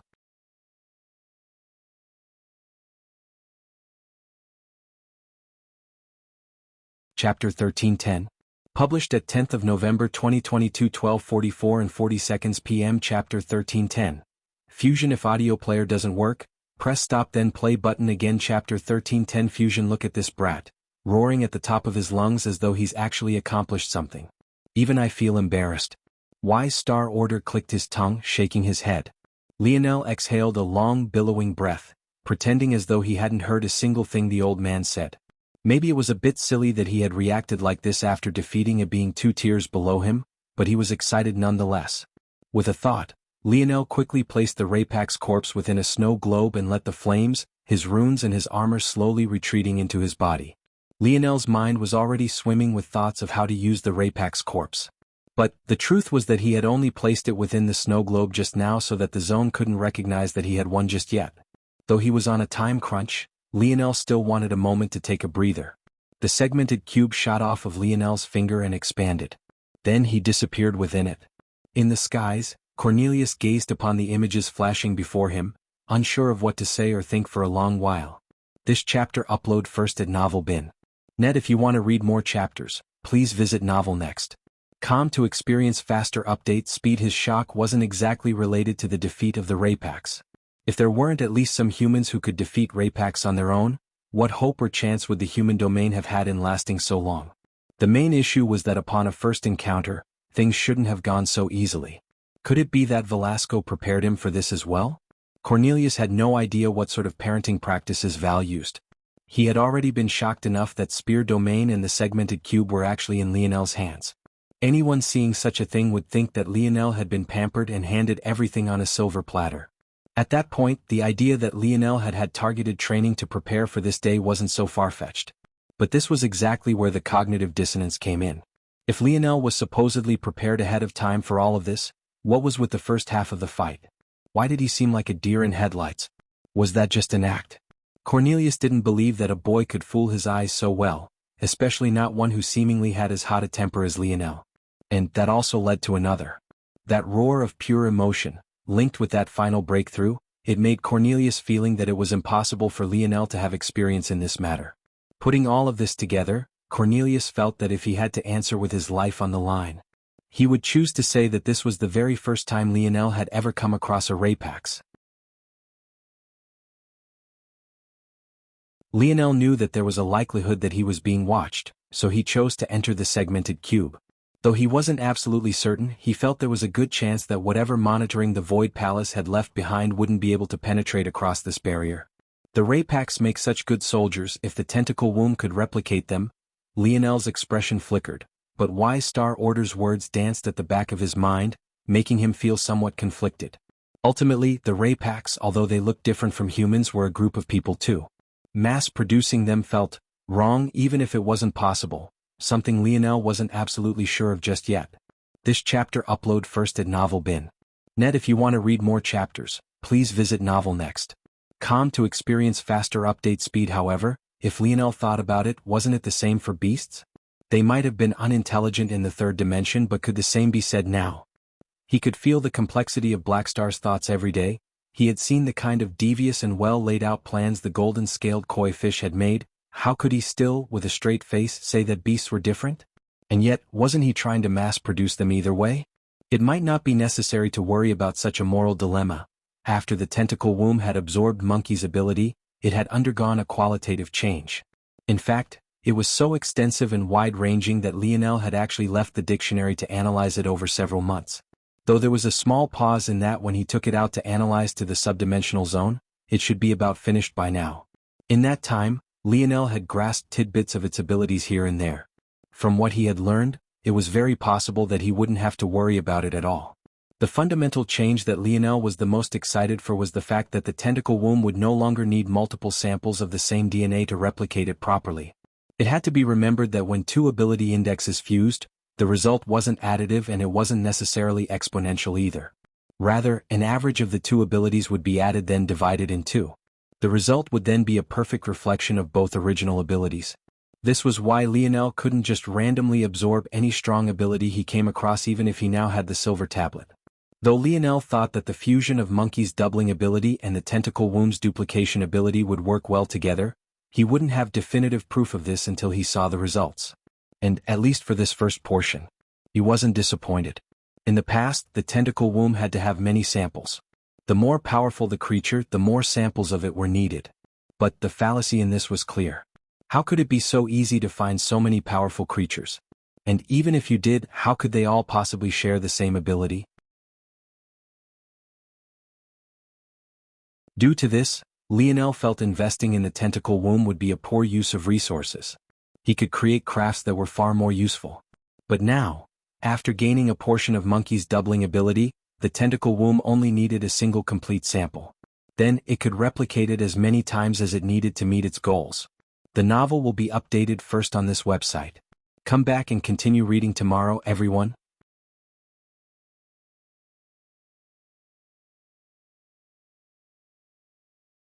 Chapter 1311. Published at 10th of November 2022 12:44 and 39 seconds p.m. Chapter 1311. Multipliers. If audio player doesn't work, press stop then play button again. Chapter 1311. Multipliers. Lionel silently listened to the detailed analysis of the dictionary. When it was done, he nodded and organized his thoughts. It wasn't perfect, but he hadn't expected it to be. He was lucky enough to have a combination of treasures that could allow it to work, but he wouldn't believe himself to be infallible. With how large the dimensional verse was, if it was so easy to make it to the top, then Lionel would already have a chance at becoming king. Someone else would already have a combination of treasures far better than himself, not to mention an elite head start. The replication requires energy, a lot of it. The only reason Monkey felt so undefeatable was because all his strength was provided by the dimensional verse since he was a savant. However, the tentacle womb has lost the savant nature it had after the fusion. So, all the energy now needs to be provided by me. This was the most troubling part. The amount of energy required was astronomical. It was somewhat better since Lionel had the koi fish and the silver tablet, not to mention the segmented cube. But even then it was heart-rending. Lionel hadn't even spent any money yet, but he already felt poor. Depending on what the tentacle womb was replicating, it would require a different collection of 4 sources. However, after calculating it all, the amounts were fairly consistent. The replication of a third-dimensional existence would take a single third-dimension pure force crystal. The replication of a fourth-dimensional existence would take 10, a fifth 100, a sixth would require 1,000 and a seventh was currently impossible. In addition to this, there was a multiplier effect added on top of this. A Tier 1 ability was a x1 multiplier, a Tier 2 ability was x2, a Tier 3 was a x5, a Tier 4 was a x10, and a Tier 5 was a x100, not to mention requiring an equivalent amount of breaking force pure crystals. If that was the only multiplier, things might still be fine. But, of course it wasn't. Then came the scale for lineage factors.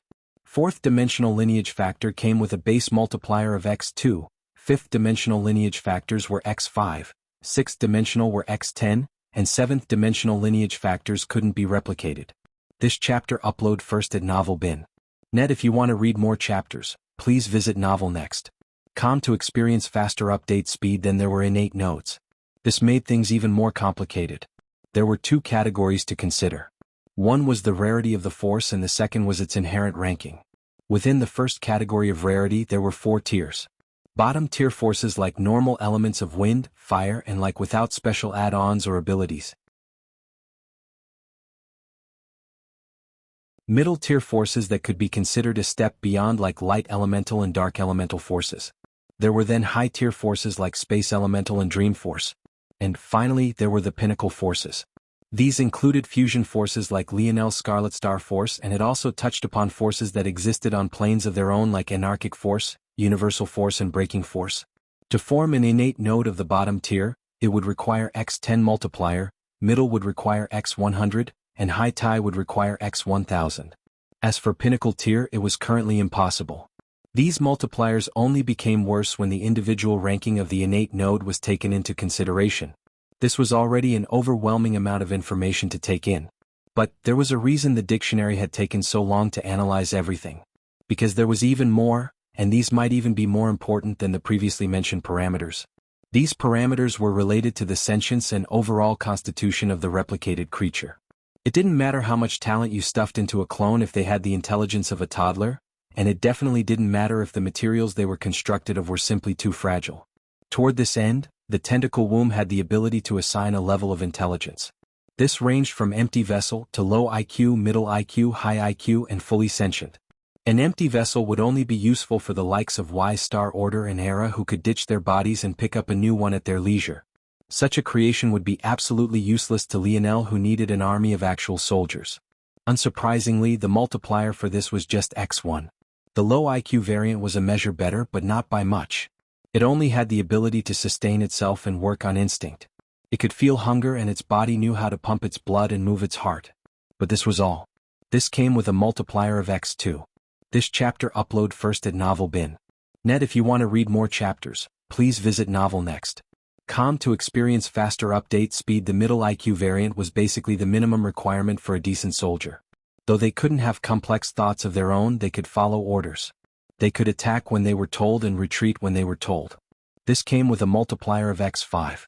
The high IQ variant, though, was likely the lowest Lionel felt was actually possible. Their thoughts weren't overly complex, but they could also follow orders. In addition, they could begin to display some battle prowess of their own and could display skill in the usage of their bodies. Most importantly, though, variants of this level gained the ability to learn and retain information.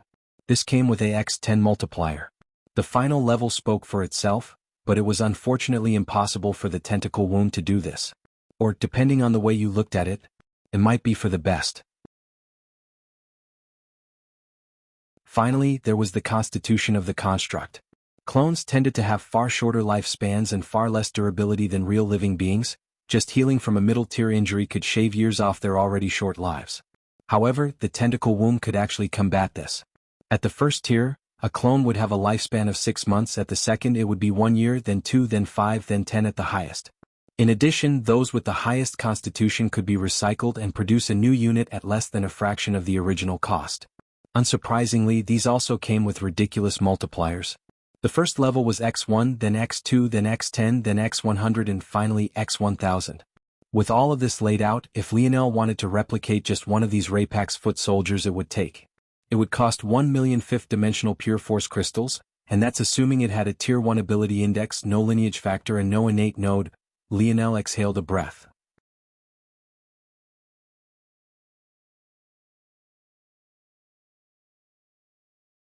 Chapter 1312? Published at 10th of November 2022 12:44 and 37 seconds p.m. Chapter 1312.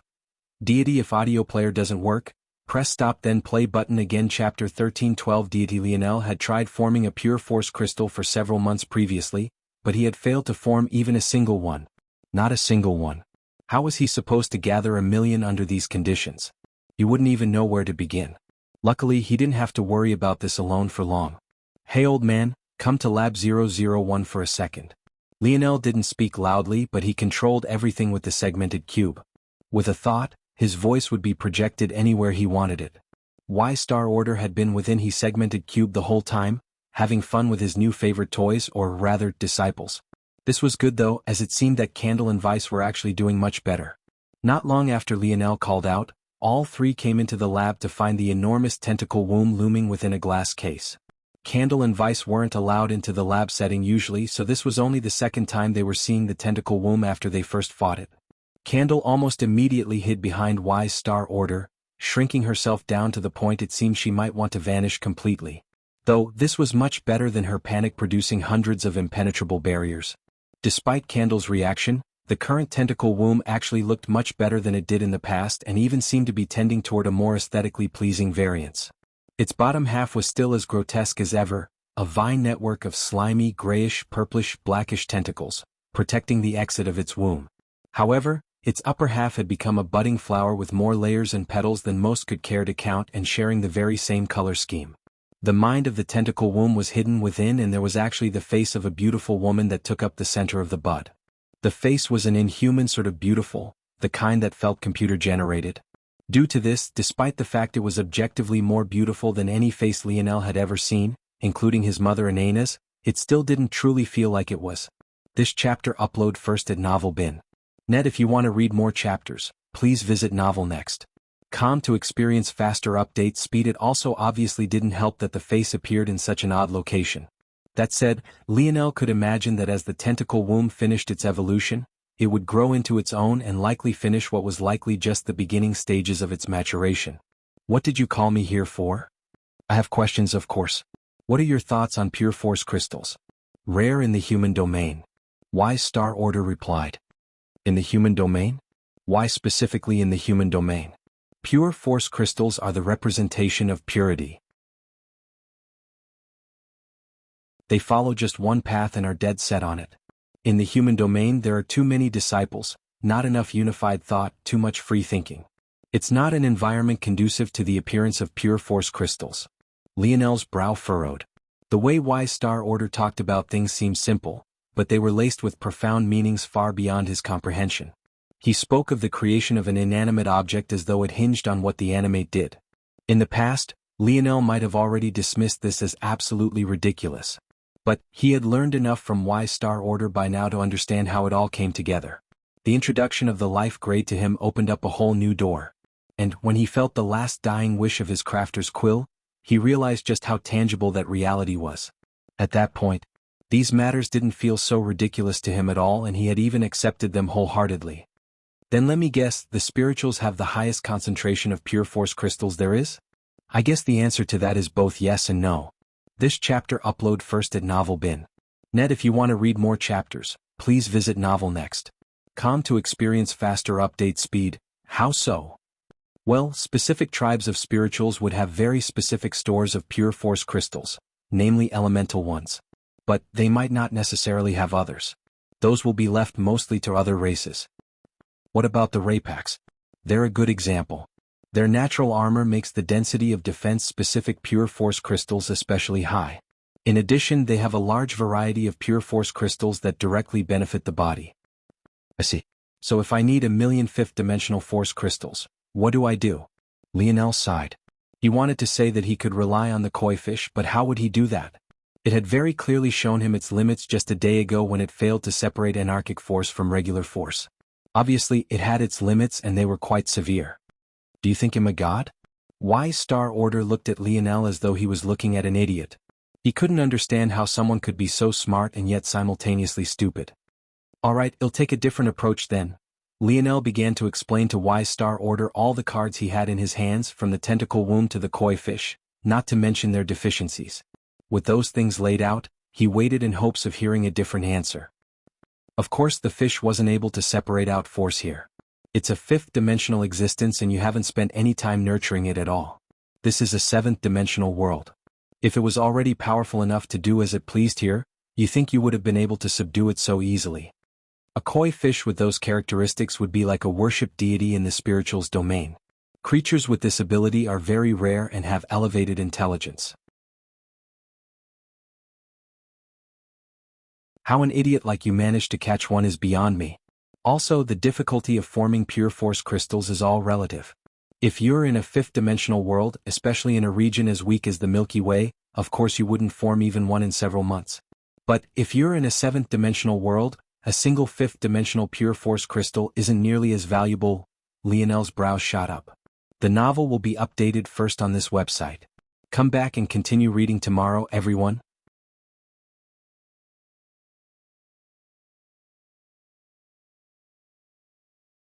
Chapter 1313. Published at 10th of November 2022 12:44 and 35 seconds p.m. Chapter 1313. Command if audio player doesn't work, press stop then play button again. Chapter 1313. Command-wise star order side. This rat truly had way too much luck. How it is that things ended up this way was beyond him. But when he thought about how this koi fish had appeared on Earth, he felt like it was no wonder. I guess it makes sense for this little one to appear on Earth. Your world probably hasn't chosen one yet. There's probably a large concentration of highly talented beasts vying for it, then. Chem? Lionel's head snapped back, his dreamscape suddenly sparking wildly. A conversation he had with Uncle Montez resurfaced to his mind instantly. Montez smiled mysteriously. Every world has its own champions. The champion of the humans is the wielder of the world spirit. But when it comes to newly evolved worlds like yours, beasts are at a great disadvantage. Did you think that the universe just favored humanoid creatures? Of course beasts have their own opportunities. Whether or not you can find out more will depend on yourself and this little one. Someone once told me that a world has both human and beast champions and that the human champion is the wielder of the world spirit. What does the beast champion get then? Oh? You do know about this? Is it not common knowledge? Lionel was already so used to being in the dark about things that this was his instinct. But from Wise Star Order's reaction, this seemed to be unlikely. This chapter upload first at Novel Bin. Net. If you want to read more chapters, please visit Novel Next. Com to experience faster update speed. No. You seem to not have a grasp on even the simplest things, but then somehow understand things that almost no one does. Wise Star Order shook his head. Not every world has a beast champion, and not every world can have one to begin with. The requirements of a beast are, unfortunately, far more stringent. And usually, it's quite difficult for a human as well at least to fuse the world spirit into one, but the difference is that the beast equivalent might never appear at all while the world spirit is guaranteed to appear. Why is that? Well, there's a balance that has to be struck. There is no beast domain in the dimensional verse like there is a human domain. Beasts appear everywhere and are technically widely accepted. At the very least, beasts aren't discriminated against. Any conflict between a species and beast is usually quite pure and free of bigotry and a sense of superiority. Usually it's just a fight for resources and/or land. Due to this and other inherent advantages beasts had, it's infinitely more difficult for them to claim territory for themselves. They don't need the protection of the regulator like humanoids do. They can exist everywhere. However, beasts have no less intelligence than humanoids do. Or, more accurately, a certain subset of them do. While it's technically fair for things to be like this, the regulator still allows freedom of choice even to beasts. So, those that want more for themselves can take the route usually left to humans. It's nothing new. It's simply the birth of a second world spirit known as the world beast. I'm not too clear on the abilities considering how rare world beasts are, but I don't doubt that they share much of the same abilities the world spirit does. I see. Lionel's gaze shifted up to the little mink curled up atop his head. He hadn't thought of asking for Blackstar's help even once during his battle with the Rapax, and the little guy seemed to have the ability to sense when he wanted to do things alone. However, at that moment, Lionel couldn't help but remember the Tentacle Womb's initial evaluation of the koi fish versus little Blackstar. It deduced that the former was worth way more. Until, that is, little Blackstar perfectly assimilated with his void beast blood. This made Lionel wonder, though, if little Blackstar in his base form was actually believed to be so much weaker than the koi fish, What other beasts were lurking in the dark on Earth waiting to become the world beast? Was the koi fish really the pinnacle? Or were there other monsters lying in wait? And if he managed to raise up little Black Star to become the king of them all, would they obediently fall in line? Lionel's gaze narrowed. So what you mean to say is that under normal 7th-dimensional conditions, the koi fish would actually be able to produce 5th-dimensional pure force crystals very quickly? This chapter upload first at Novel Bin. Net, if you want to read more chapters, please visit Novel Next. Com to experience faster update speed, yes. But I can't leave the Void Palace, even my mom couldn't for decades. There's anarchic force everywhere here. Lionel wasn't really speaking to Y Star Order anymore when he said this. Rather, he was speaking to himself, trying to find a solution. It was likely that the next time he got to leave the Void Palace, he would be headed to the Morales family air wars. That meant there was no longer any other chances to take a different direction. Would he just have to abandon the tentacle womb for now and focus on other things? It was looking like it. Haven't you noticed yet? Lionel's pupils suddenly constricted. That was right, how could he have not noticed? There's no anarchic force in here. It wasn't that Lionel wasn't sensitive to such things, it was rather that the force he could use here was just as thin as the force he could use outside, so he hadn't noticed originally. Lionel was used to the segmented cube multiplying the force concentration several times over in here, so when it hadn't, he had assumed that it was because of the anarchic force. But it seemed that he was both correct and incorrect. With a thought, Lionel could tell that the segmented cube was actually siphoning away the 7th-dimensional force to fuel its evolution. And because the anarchic force was so thick, it couldn't complete this function and increase the force concentration at the same time. It also didn't help that the region within the segmented cube was so much larger than it had been in the past. I see. Divert force from evolution and focus on maintaining high concentrations in lab setting. Lionel commanded. Almost immediately the atmosphere began to shift. A strong gush of force flooded the region to the point Lionel suddenly felt extremely light on his feet. What he didn't know was that though the segmented cube had listened to his command, a certain little girl's spirit frowned in her sleep, her little fists waving about in a tantrum.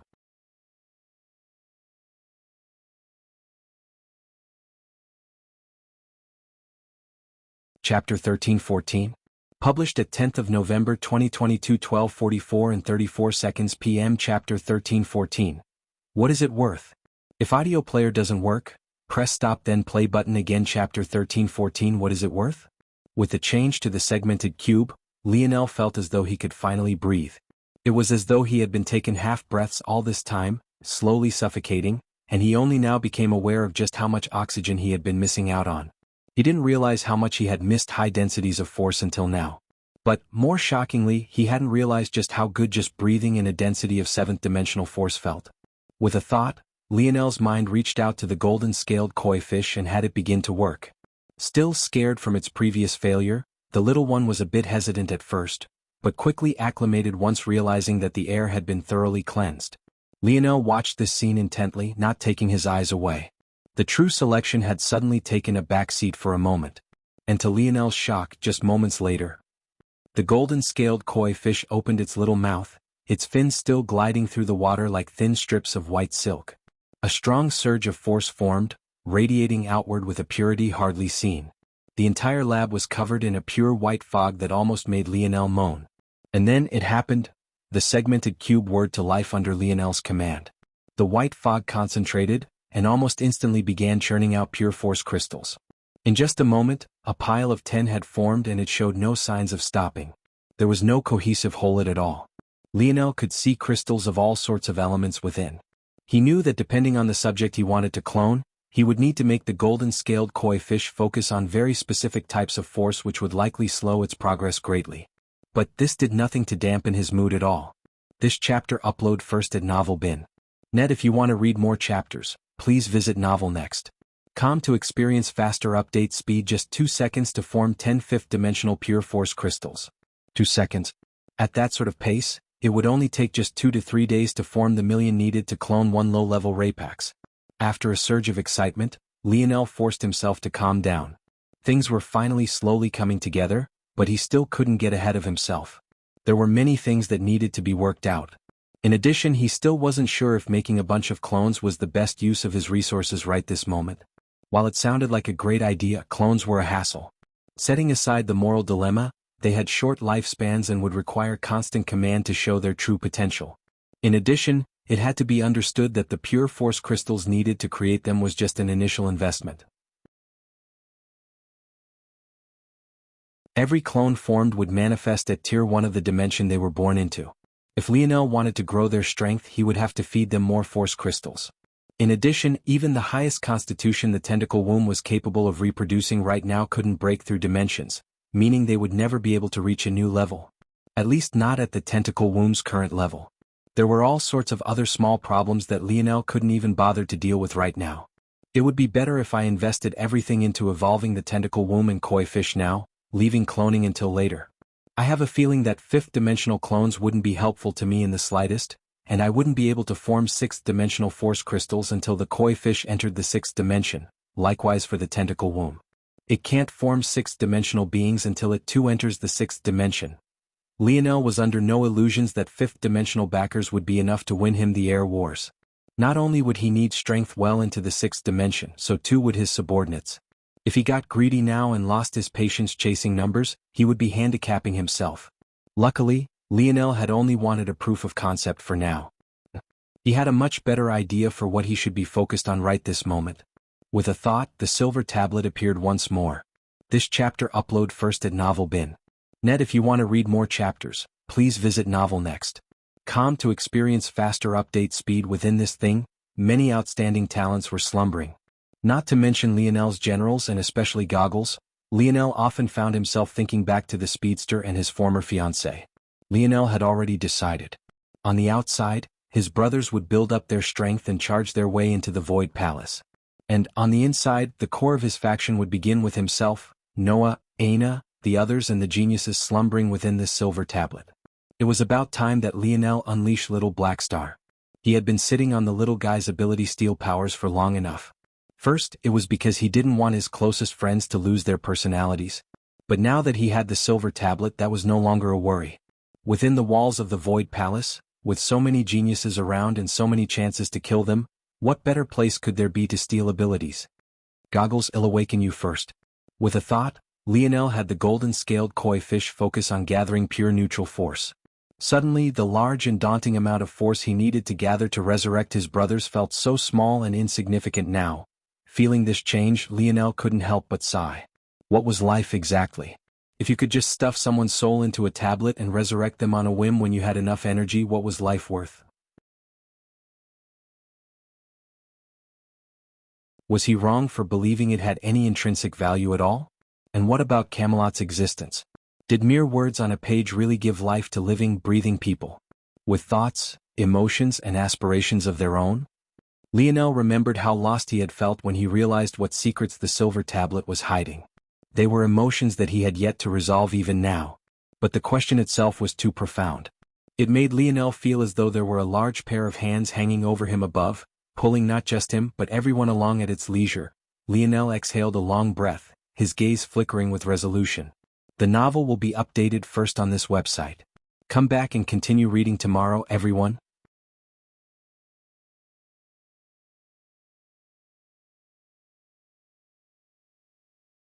Chapter 13-15. Published at 10th of November 2022 12:44 and 32 seconds p.m. Chapter 13-15. Holding himself back. If audio player doesn't work, press stop then play button again. Chapter 13-15. Holding himself back. Lionel appeared outside the subdimensional zone with a Rapax beneath his feet and Aina tied to his back once more. The latter still seemed to be in an endlessly peaceful sleep, and Lionel almost felt bad for taking her away from the comfortable bed she had been lying upon before. But he had no choice. Though the segmented cube was very comfortable, it wasn't conducive to Aina's growth any longer. Because the segmented cube filtered anarchic force away, if he left her in there, she wouldn't be able to acclimate, and that would only weaken her into the future. I wonder though. If the segmented cube can filter anarchic force, I bet it can selectively raise its concentration as well. I've heard that this is good for your training long term. I'll have to try it out later. Lionel had no idea just yet that with this thought, he had gained access to something Void Palace disciples paid exorbitant fees for free. With a thought, Lionel put the Rapax corpse away. He had to take it out to ensure that the zone recognized his victory. But, with cursed beasts still lingering around, he couldn't just leave it lying around. Lionel swept his senses around before shooting forward once again, streaking up the mountain at the greatest speed he could muster without destroying his stamina. Inwardly he was intrigued. Blinded by his previous greed, he had forgotten that it should have been impossible to take things out of a subdimensional zone until it reached the standard of the gold grade. Only gold-grade subdimensional zones and above could produce treasures that one could take out and use for themselves in the real world. Though a Rapax wasn't exactly a treasure to most, its corpse was definitely one to Lionel, and it should have disappeared along with the zone. But it didn't. Interesting. Could it be that they used the shell of a gold-grade zone to form their challenges? What an embarrassment of riches. They wouldn't even know that a Rapax corpse would be useful to me. Though, I guess you could probably trade it in just like you could cursed beast corpses. Lionel was 100% correct. The Void Palace had indeed used previously gold-grade zones as a shell. But no one had ever seen through such a thing so easily. The journey forward wasn't met by any opposition. In fact, it felt almost too easy. Outside of the occasional beast that crossed his path, there was nothing else. Of course, these beasts were nothing compared to the Rapax, and Lionel almost felt too naive for having thought them to be strong. His horizon felt far wider now than they had been before. This chapter upload first at Novel Bin. Net, if you want to read more chapters, please visit Novel Next. Com to experience faster update speed. I'll be a bit of a challenge. Lionel thought to himself as he sliced apart another beast, leaping onto a branch and skipping toward the canopy of another tree. I'm not sure how the Void Palace will react to new people suddenly showing up within their borders. They're likely already aware that I have extra people with me just by virtue of the zone's reaction, but this was the only real worry on Lionel's mind now. It was one thing if he could just keep his people hidden within the segmented cube. With the size of the segmented cube, the amount of things he could accomplish was endless. He could train them, acclimate them to anarchic force, and he could even allow them to benefit from the Void Palace's resources. But now he had been exposed, there was simply no way for him to avoid the detection of a zone. He wondered if he could get away with bending the rules again. He was probably already public enemy number one with the interference of Orinik and Asena by now. Why not become a little more hated? Lionel chuckled to himself. Regardless, he would take things as they came. It was already too late to worry much about it all now. Slashing out again, Lionel's spear suddenly met some unexpected resistance. But he simply calmly retreated, stepped out of the way of a downward swinging claw, and attacked the exact same spot once more. This time his spear went clean through. Before the beast could even collapse, he had already stepped by it and stored its corpse away. That was another problem. Lionel's spears were beginning to become a choking point for him. He would have been able to defeat the Rapax much easier if his spear could withstand his destruction artistic conception, but it couldn't. Lionel believed that there were two reasons for this, and he would only need to fix one to experience a large leap in strength. But he would need to ideally fix both if he wanted to reach his goals. The first was that his spears were too weak. Quasi-silver spears were at the pinnacle of the fifth dimension, but Lionel's Scarlet Star Force was relentless. Unless he could find another way to protect them, he would have to upgrade as soon as possible. The second was that his control over his conceptualization of destruction was far too weak and ill-controlled as well. While it was true that Miguel had relied on true silver-grade weapons to withstand his Scarlet Star Force, how could normal silver-grade weapons compare to a domain spear of an heirloom like Lionel's? Fundamentally, Miguel's comprehension had been beyond Lionel's, and as such, he could get away with it. This chapter upload first at Novel Bin. Net, if you want to read more chapters, please visit Novel Next. Com to experience faster update speed. In that case, I need to stop wasting time holding back my destruction conceptualization as though it was just a trump card. It shouldn't be a trump card, it should be a core part of my battle style. Treating it like a final gotcha moment would just impede my progress. Lionel felt enlightened. The moment he had unleashed his destruction, he had broken past a barrier he hadn't even been trying to cross. Why should he keep holding himself back like this? He was only harming himself. Blackstar, I'll have to hand Aina over to you. Dip, dip. Little Blackstar was suddenly enveloped by a dense black fog, becoming an enormous wolf with twin tails. He gently rested Aina within them, and the Master Beast pair shot off together. A faint red glow hung around Lionel, a dangerous light exuding from him. Just this choice alone had made him a far fiercer opponent. One most would definitely not choose to cross of their own volition. Ironically, though, it wouldn't be long before the pair were forced to stop once again. Before Lionel, a vast lake covered in a dense layer of fog lay. He stood upon a rocky ledge without room to go left or right, He couldn't even find a path to go around it all. At that moment, though, his gaze narrowed. There were other rocky ledges around this enormous foggy lake, and some of them had people waiting on them as well. Right then, Lionel was suddenly enveloped by a light. It was this that made him realize why it was he could see these people from so far away. They too were enveloped by a light. The difference was, though, that while their lights were gold, his was a violet gold. All their attention was focused on Lionel in an instant. They all became aware that an amethyst token had appeared. Just two today TT.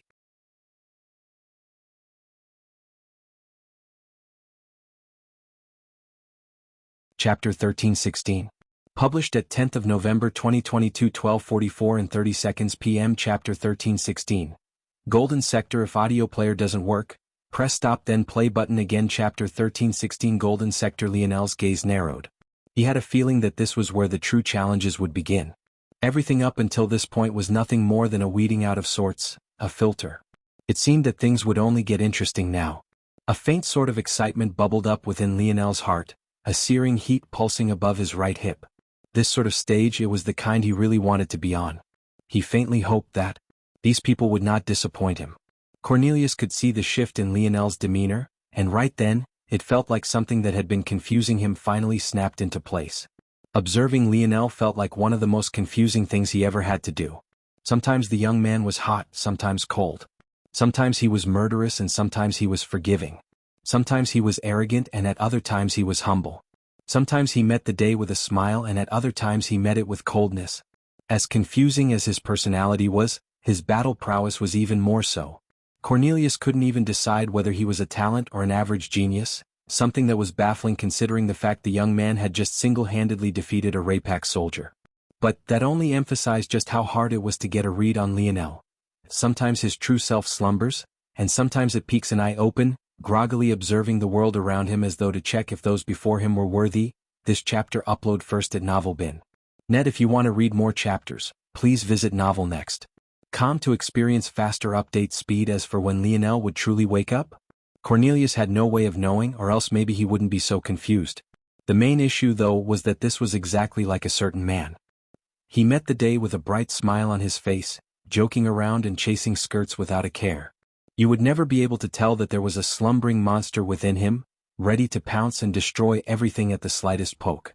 That slumbering beast, too, only partially awoke from time to time.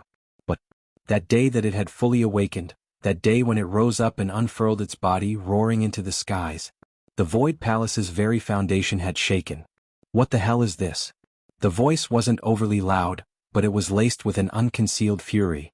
Its owner stared daggers toward Lionel as though with just this alone, he could see the latter sliced and diced into minced meat. The young man looked like the picture of a roaring lion. He had a head of hair, sideburns and beard that all came together to form the image of a vibrant mane. His two eyes were a piercing bright brown and his teeth lengthened to the point two prominent canines jetted out whenever he opened his mouth. A sparkling white gold halberd stretched across his back and his armor alternated in heavy white plates and dense brownish golden fur. Despite the fact he was in his early 20s, no one would have hesitated to believe that he was already well into his 30s, not because he looked so old, but because his facial hair simply didn't seem fit for someone so young. This chapter upload first at NovelBin.net. If you want to read more chapters, please visit NovelNext.com to experience faster update speed. Those around this young man almost instantly smiled bitterly. They had known that these days of leisure wouldn't last for so long. Over the last few days they could just sit back and do nothing. This overly prideful young master of theirs always insisted on doing everything himself, and he continuously plowed forward, blocking and destroying everything in their path. Usually, this sort of personality would have gotten them into a ridiculous amount of trouble. But, with the current state of things and the setup of this particular trial, it was nothing but good. In the outside world, however, just these last few days alone their young master would have at least killed 3 prominent figures, ruined the future of at least one noble lady, and would have dove into at least one life or death situation that would have ended with at least 3 of them losing their lives, only to be replaced by a new wave of youthful retainers.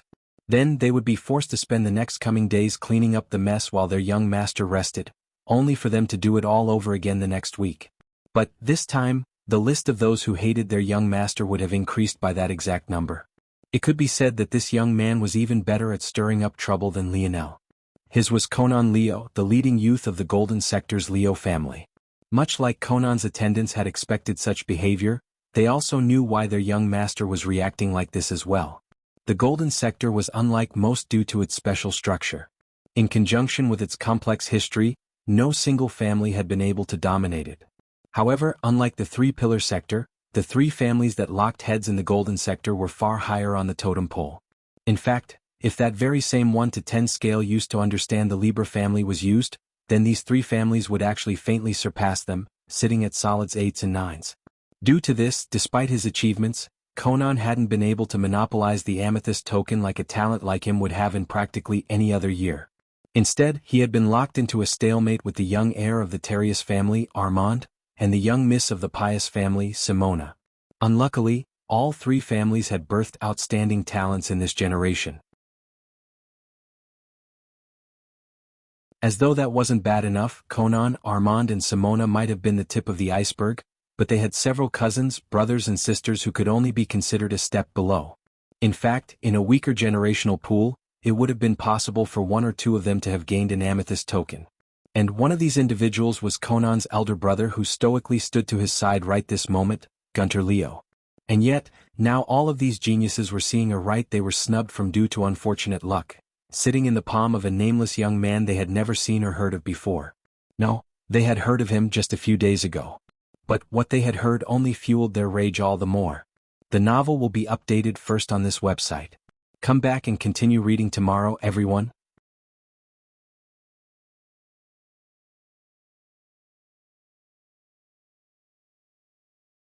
Chapter 1317.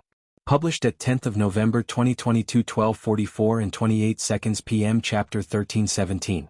A choice if audio player doesn't work, press stop then play button again. Chapter 1317. A choice. Lionel could feel the animosity, it was almost palpable. The hairs on his skin stood on end and his blood vessels dilated. The pumping of his heart grew slower and more forceful, a subtle crimson energy racing throughout his body. In the blink of an eye, his body had been covered in a thin veil of sweat. However, it wasn't the kind of sweat one would gain out of fatigue or fear. It was the kind of sweat that would cover a boxer on their way to the ring, having just completed a small round of cardio to warm their bodies up. It was the kind of sweat that would soak a runner in the middle of a run when they finally set their pace and hit their perfect stride. It was the kind of sweat that didn't allow the body to rise past a certain level of heat, settling in at the perfect degree for prime functioning. When Lionel's body entered such a state, he felt more alive than he ever had before. His nodes worked as one, circulating his blood throughout his body and leaving him a state where he was absolutely prepared for everything. One could have easily mistaken him for a predator on the prowl, his expression seeming decidedly less human in those moments. Bang! At that moment, a geyser shot into the air. The temperature skyrocketed and vision from all angles was completely blurred. Lionel was forced to retract his internal sight at that moment. He felt like a scalding heat was ready to fry his mind if he remained any more stubborn. It was a shocking sort of feeling for someone like Lionel who hadn't felt true heat in years. Thanks to his fire elemental affinity, what was usually overly hot for others was a breezy spring day to Lionel. For his internal sight to be fried like this, it was definitely a unique experience. But, considering his body was still just fine, it was clear that his mind had a weakness that the rest of him didn't share. Lionel slotted in this realization to the back of his mind and kept it for future deductions. For now, though, his mind focused entirely on what was before him and he remained supremely focused, ready for anything. However, what happened next felt somewhat anticlimactic. This chapter upload first at novel.bin.net. If you want to read more chapters, please visit novelnext.com to experience faster update speed. The geyser fell and the heavy mist it had come with faded. But there was hardly any other change but a platform that had appeared 1 meter ahead of Lionel's cliff ledge. This platform of rock hung upon absolutely nothing and it seemed that everyone had gotten one.